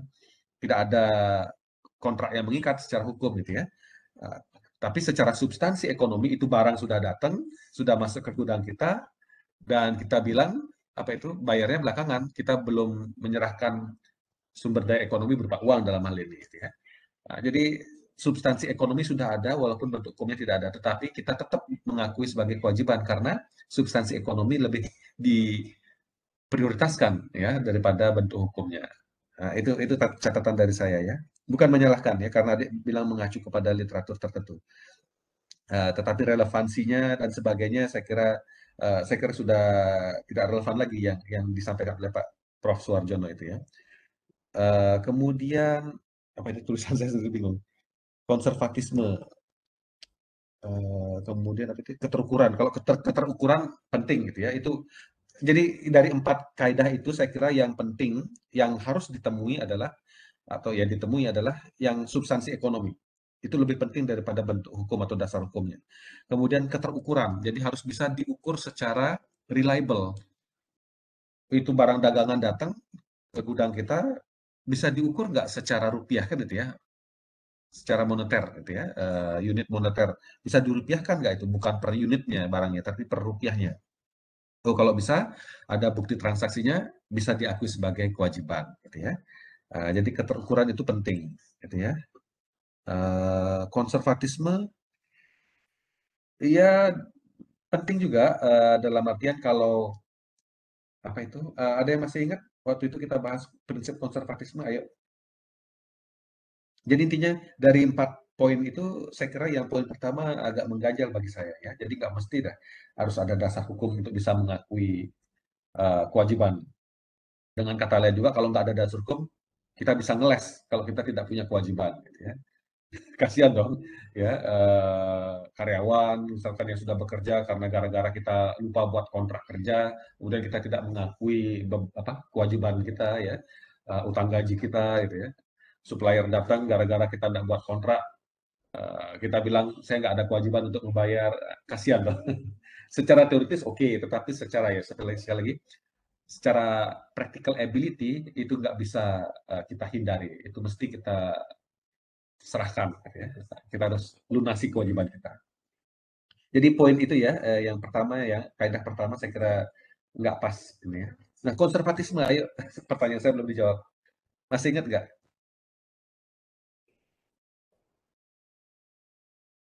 Kaidah kedua yang tadi ada sampaikan itu kan konservatisme ya, betul ya? Itu maksudnya apa itu? Bisa di-clear-kan lagi?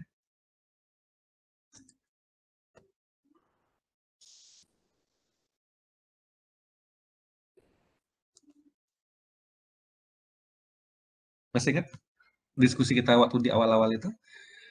Kalau gimana? Sepertinya ada yang suara mau bicara, silakan. Pak, saya mau izin menjawab, boleh Pak? Iya.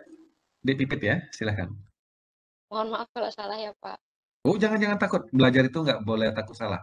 Silakan. Ya, jadi kaidah konservatisme itu yang pertama harus mengakui kerugian yang sangat mungkin terjadi, tapi nggak boleh mengantisipasi laba sebelum terjadi. Terus yang kedua itu kalau ada beberapa pilihan, akuntan diharapkan memilih metode akuntansi yang paling tidak menguntungkan. Itu saja Pak dari saya. Terima kasih. Ya, betul. Ya, jadi kalau perusahaan atau entitas sedang menghadapi ketidakpastian, gitu ya, misalkan perkara hukum ya, sedang dituntut ya. Jadi kalau nominalnya belum pasti, keputusannya juga belum pasti, keputusan pengadilan maksudnya ya. Itu kalau itu adalah dari segi kerugian, akan berpotensi menimbulkan kerugian, beban ya, maka itu kalau belum pasti itu tidak boleh diakui. Itu juga dengan pendapatan. Tetapi kalau sudah ada bisa diukur ya, misalkan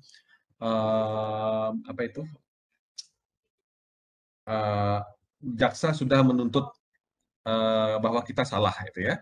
Kemudian dituntut sekian ganti rugi ya, sekian miliar ganti rugi gitu ya.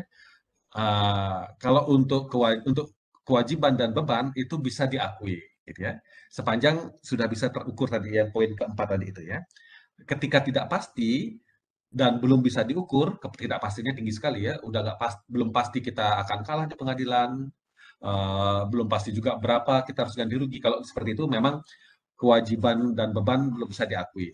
Itu juga apalagi kalau kita yang menuntut tidak bisa diakui pendapatan itu ya, dan juga hak kita ya. Tetapi ketika masih tidak pasti, tetapi aspek keterukuran itu sudah ada di depan mata ya. Misalkan kita yang dituntut nih, kita dituntut dan jaksa penuntut umum mengumumkan atau menyampaikan saya tuntut berapa itu 50 miliar ganti rugi gitu ya. Nah, dari sana sudah bisa ini dokumennya juga bisa diminta nanti sebagai bukti gitu ya. Dan itu ada potensi bahwa kita akan menyerahkan ganti rugi gitu ya. Jadi di sana berdasarkan prinsip konservatisme bisa kita akui sebagai beban ya. Beban apa istilahnya itu litigasi gitu ya. Beban litigasi sekian. Itu di debat, di kreditnya kewajiban litigasi ya, bisa diakui di sana ya berdasarkan prinsip konservatisme. Walaupun tidak pasti, jadi walaupun belum pasti kapan harus bayarnya karena kita bisa banding dan sebagainya ya, tetapi sudah ada nilai yang diungkapkan dan diumumkan. Jadi untuk mengantisipasi itu kita bisa mencatatnya sebagai beban kerugian, beban litigasi pada kewajiban litigasi. Ini juga terkait dengan pertanyaan tentang kontingensi tadi itu ya.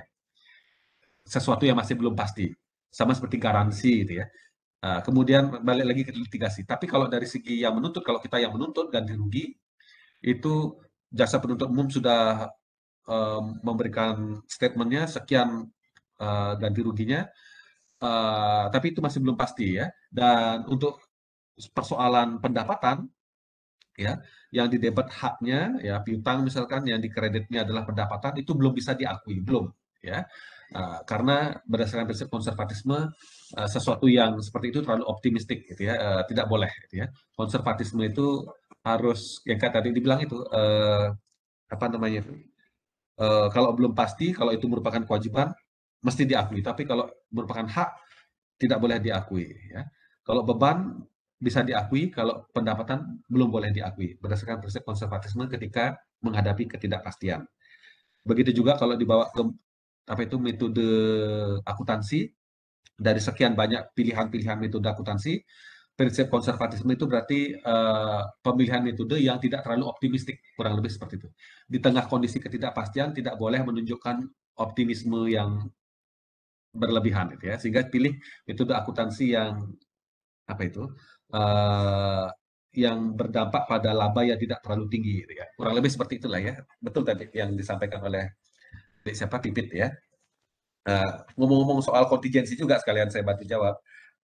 Contohnya litigasi tadi itu, contohnya lagi misalkan apa tadi saya sebut garansi gitu ya. Kalau adik punya toko elektronik gitu ya, biasanya kan kita ngasih kartu garansi loh. Tapi bila mana toko elektronik itu bisa memberikan atau bisa mengakui kewajiban kontingensi berupa garansi itu kalau bisa diukur dengan pasti gitu ya. Berapa nilai dari garansi itu gitu ya. Harga TV misalkan 5 juta rupiah misalkan. Nah, berapa garansi yang bisa diukur dengan reliable itu handal.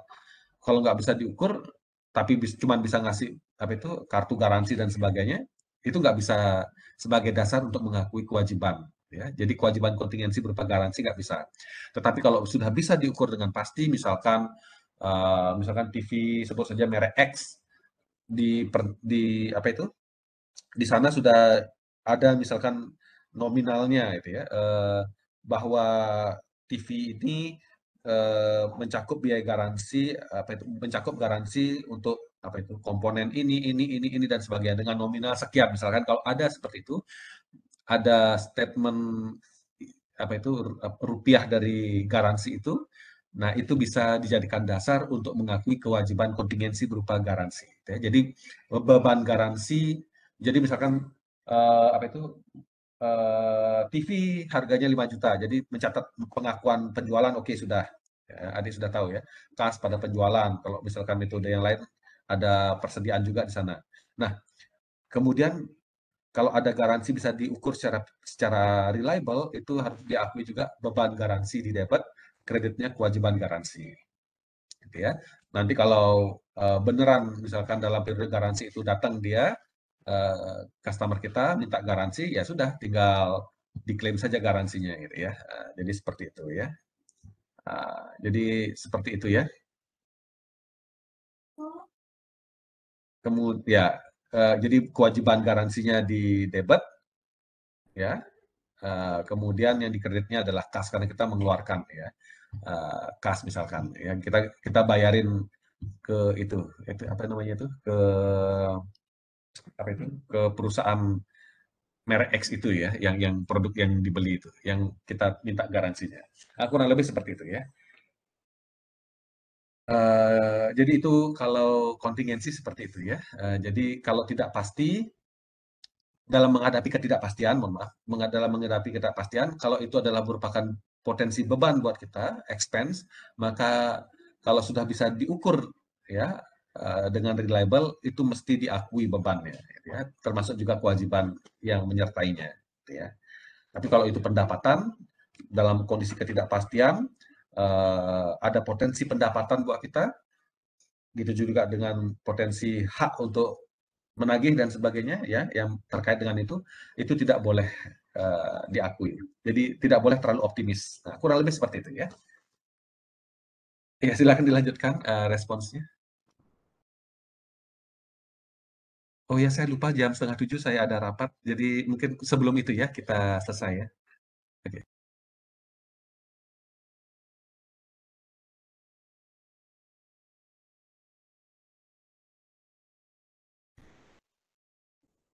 Ya, kelompok 2 dilanjutkan ya respon untuk pertanyaan berikutnya. Apa sudah selesai ya? Masih ada ya? Kayaknya masih ada lagi. Pengungkapan modal yuridis yang itu. Silakan. Masih ada Pak pertanyaan. Mohon izin menjawab pertanyaan dari Isma. Perkenalkan, saya Dia Kusuma dengan 3 digit NIM terakhir 178, di mana pertanyaannya Isma, tadi apakah ada suatu kondisi yang memungkinkan kewajiban belum pasti untuk dimiliki atau diakui? Jika ada, tolong sebutkan contohnya. Jadi menurut beberapa referensi yang saya baca, memang ada suatu kondisi yang memungkinkan kewajiban belum pasti untuk diakui. Jadi memang dalam beberapa kasus belum diketahui pasti apakah akan ada kewajiban atau tidak. Jadi contohnya itu misalkan jika pihak lain mencari kompensasi atas dugaan tindakan kesalahan dari entitas terhadap pelanggaran kontrak tertentu yang membuat entitas yang bersangkutan semestinya membayar sejumlah ganti rugi, namun selama belum dipastikan oleh hukum ataupun pengadilan yang berlaku, tindakan kesalahan itu terjadi dan entitas yang bersangkutan yang melakukannya, maka ada kemungkinan bahwa bahwa adanya kewajiban yang belum dicatat ataupun belum dipastikan pencatatannya. Mungkin sekian jawaban dari saya. Apakah untuk penanya bisa diterima ataupun dari Bapak dosen ada tambahan? Terima kasih.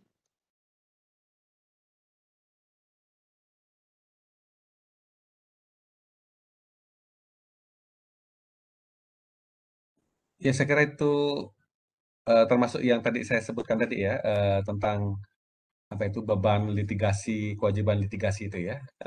Ketika kita apa itu ada perkara hukum ya, ada dispute di sana. Jadi ketika menghadapi ketidakpastian, kalau kita melihat ada potensi kita akan membayar ganti rugi, gitu ya, dan nominal dari ganti rugi itu sudah bisa diukur secara reliable, bisa kita akui beban perkara hukum atau litigasi hukum pada kewajiban, gitu ya, kewajiban litigasi misalkan atau apalah namanya ya. Nah, jadi seperti itu. Nah, itu juga mencakup persoalan prinsip konservatisme yang tadi sudah kita bahas ya, dan juga kontingensi tadi itu. Ya, tapi kalau itu kita yang menuntut ada optimisme, tidak boleh ya, tidak boleh menunjukkan optimisme ketika menghadapi ketidakpastian. Belum tentu kita menang, belum tentu dia kalah, gitu ya. Jadi harus ditunggu sampai benar-benar terrealisasi. Ya, kalau misalkan itu sudah diputuskan oleh pengadilan, kemudian sudah pengadilan sudah inkrah gitu ya, sudah benar-benar pasti sampai ke level yang paling tinggi, baru bisa diakui sebagai pendapatan, gitu ya. Tetapi kalau yang beban dan kewajiban tadi itu masih di pengadilan negeri sekalipun, kalau sudah memang bisa diukur berapa potensi ganti ruginya, itu sudah bisa diakui sebagai beban dan kewajiban litigasi. Intinya kayak gitulah ya. Nggak boleh akuntan itu terlalu optimis gitu ya di dalam menghadapi ketidakpastian. Oke, clear ya untuk yang prinsip itu, dan pertanyaan itu sudah direspon dengan baik. Ya, silakan dilanjutkan.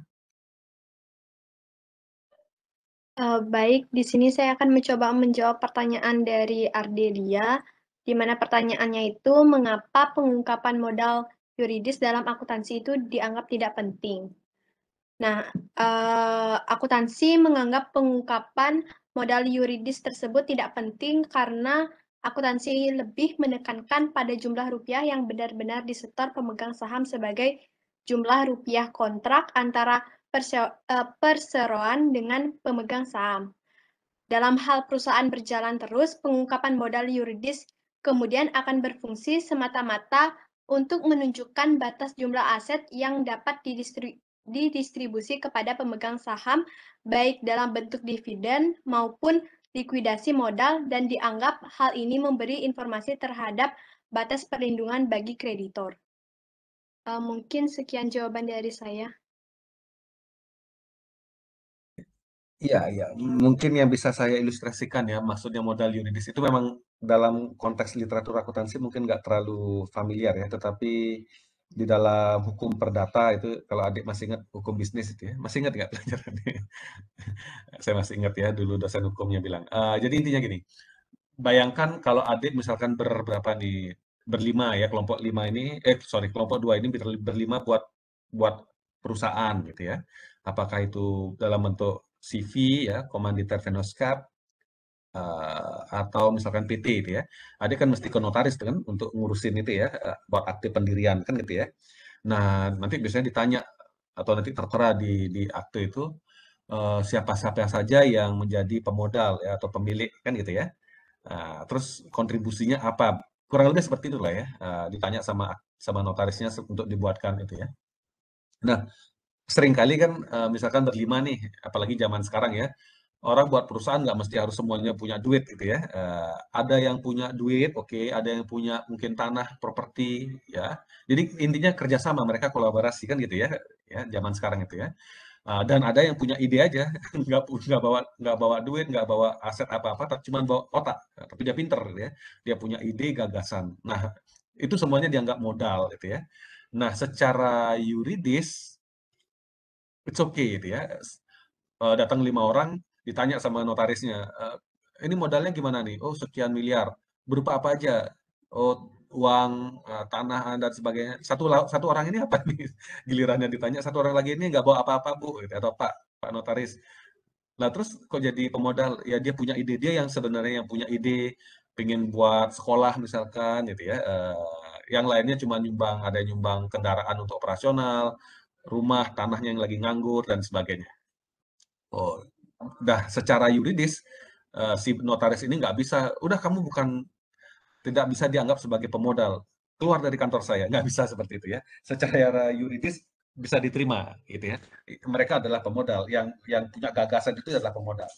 Tetapi secara akuntansi, yang namanya pemodal itu mesti modalnya itu, besaran modalnya, proporsi modalnya mesti bisa diukur juga secara reliable. Jadi aset, kewajiban, apa tadi itu, ekuitas, semua itu baru bisa diakui kalau dia memiliki daya ukur gitu ya. Dia bisa diukur secara reliable gitu ya.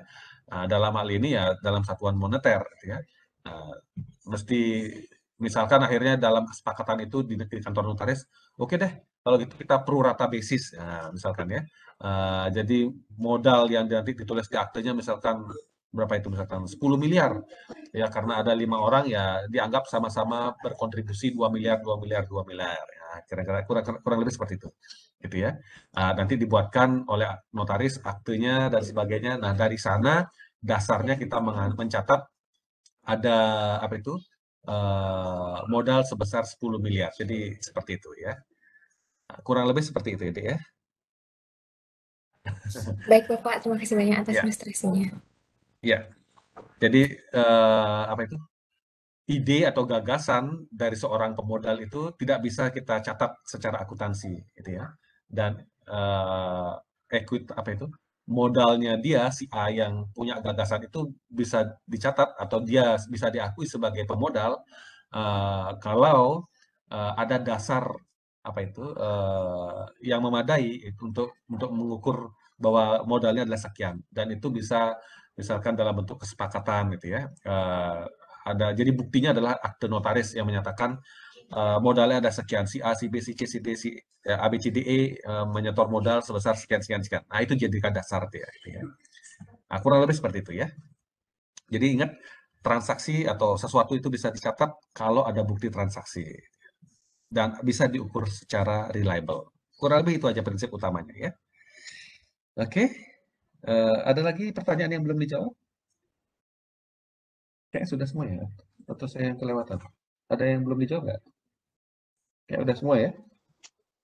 Kontingensi kayaknya udah termasuk lah tadi. Atau mungkin mau diklarifikasi juga, silahkan.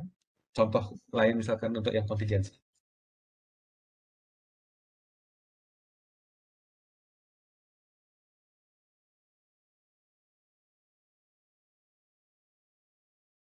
Gimana kelompok 2? Biar cepat. Saya mau nyiapkan rapat lagi. Gimana? Ada contoh untuk yang kewajiban kontingensi? Pertanyaannya siapa tadi? Itu ada temannya. Kalau saya tadi ngasih contoh yang garansi gitu ya, atau litigasi tadi, mungkin ada lagi yang bisa dilengkapi? Baik Pak, sebelumnya izin menambahkan sedikit terkait pertanyaannya Tika, terkait apa saja yang termasuk ke hutang kontingensi. Seperti yang sudah Bapak jelaskan tadi, kontingensi adalah suatu keadaan yang masih diliputi oleh ketidakpastian mengenai kemungkinan diperolehnya laba atau rugi oleh suatu perusahaan. Adapun jenis transaksi yang bisa disebut dengan transaksi kontingensi menurut kelompok kami yaitu digolongkan menjadi 2. Ada kontingensi tagihan yang dimana kondisi tagihan itu termasuk pembelian opsi valuta asing, pendapatan bunga, dan penyelesaiannya. Lalu yang termasuk ke kontingensi kewajiban adalah penjualan opsi valuta asing dan garansi yang diberikan perusahaan seperti yang tadi Bapak jelaskan. Mungkin sekian tambahan yang dapat saya sampaikan. Terima kasih.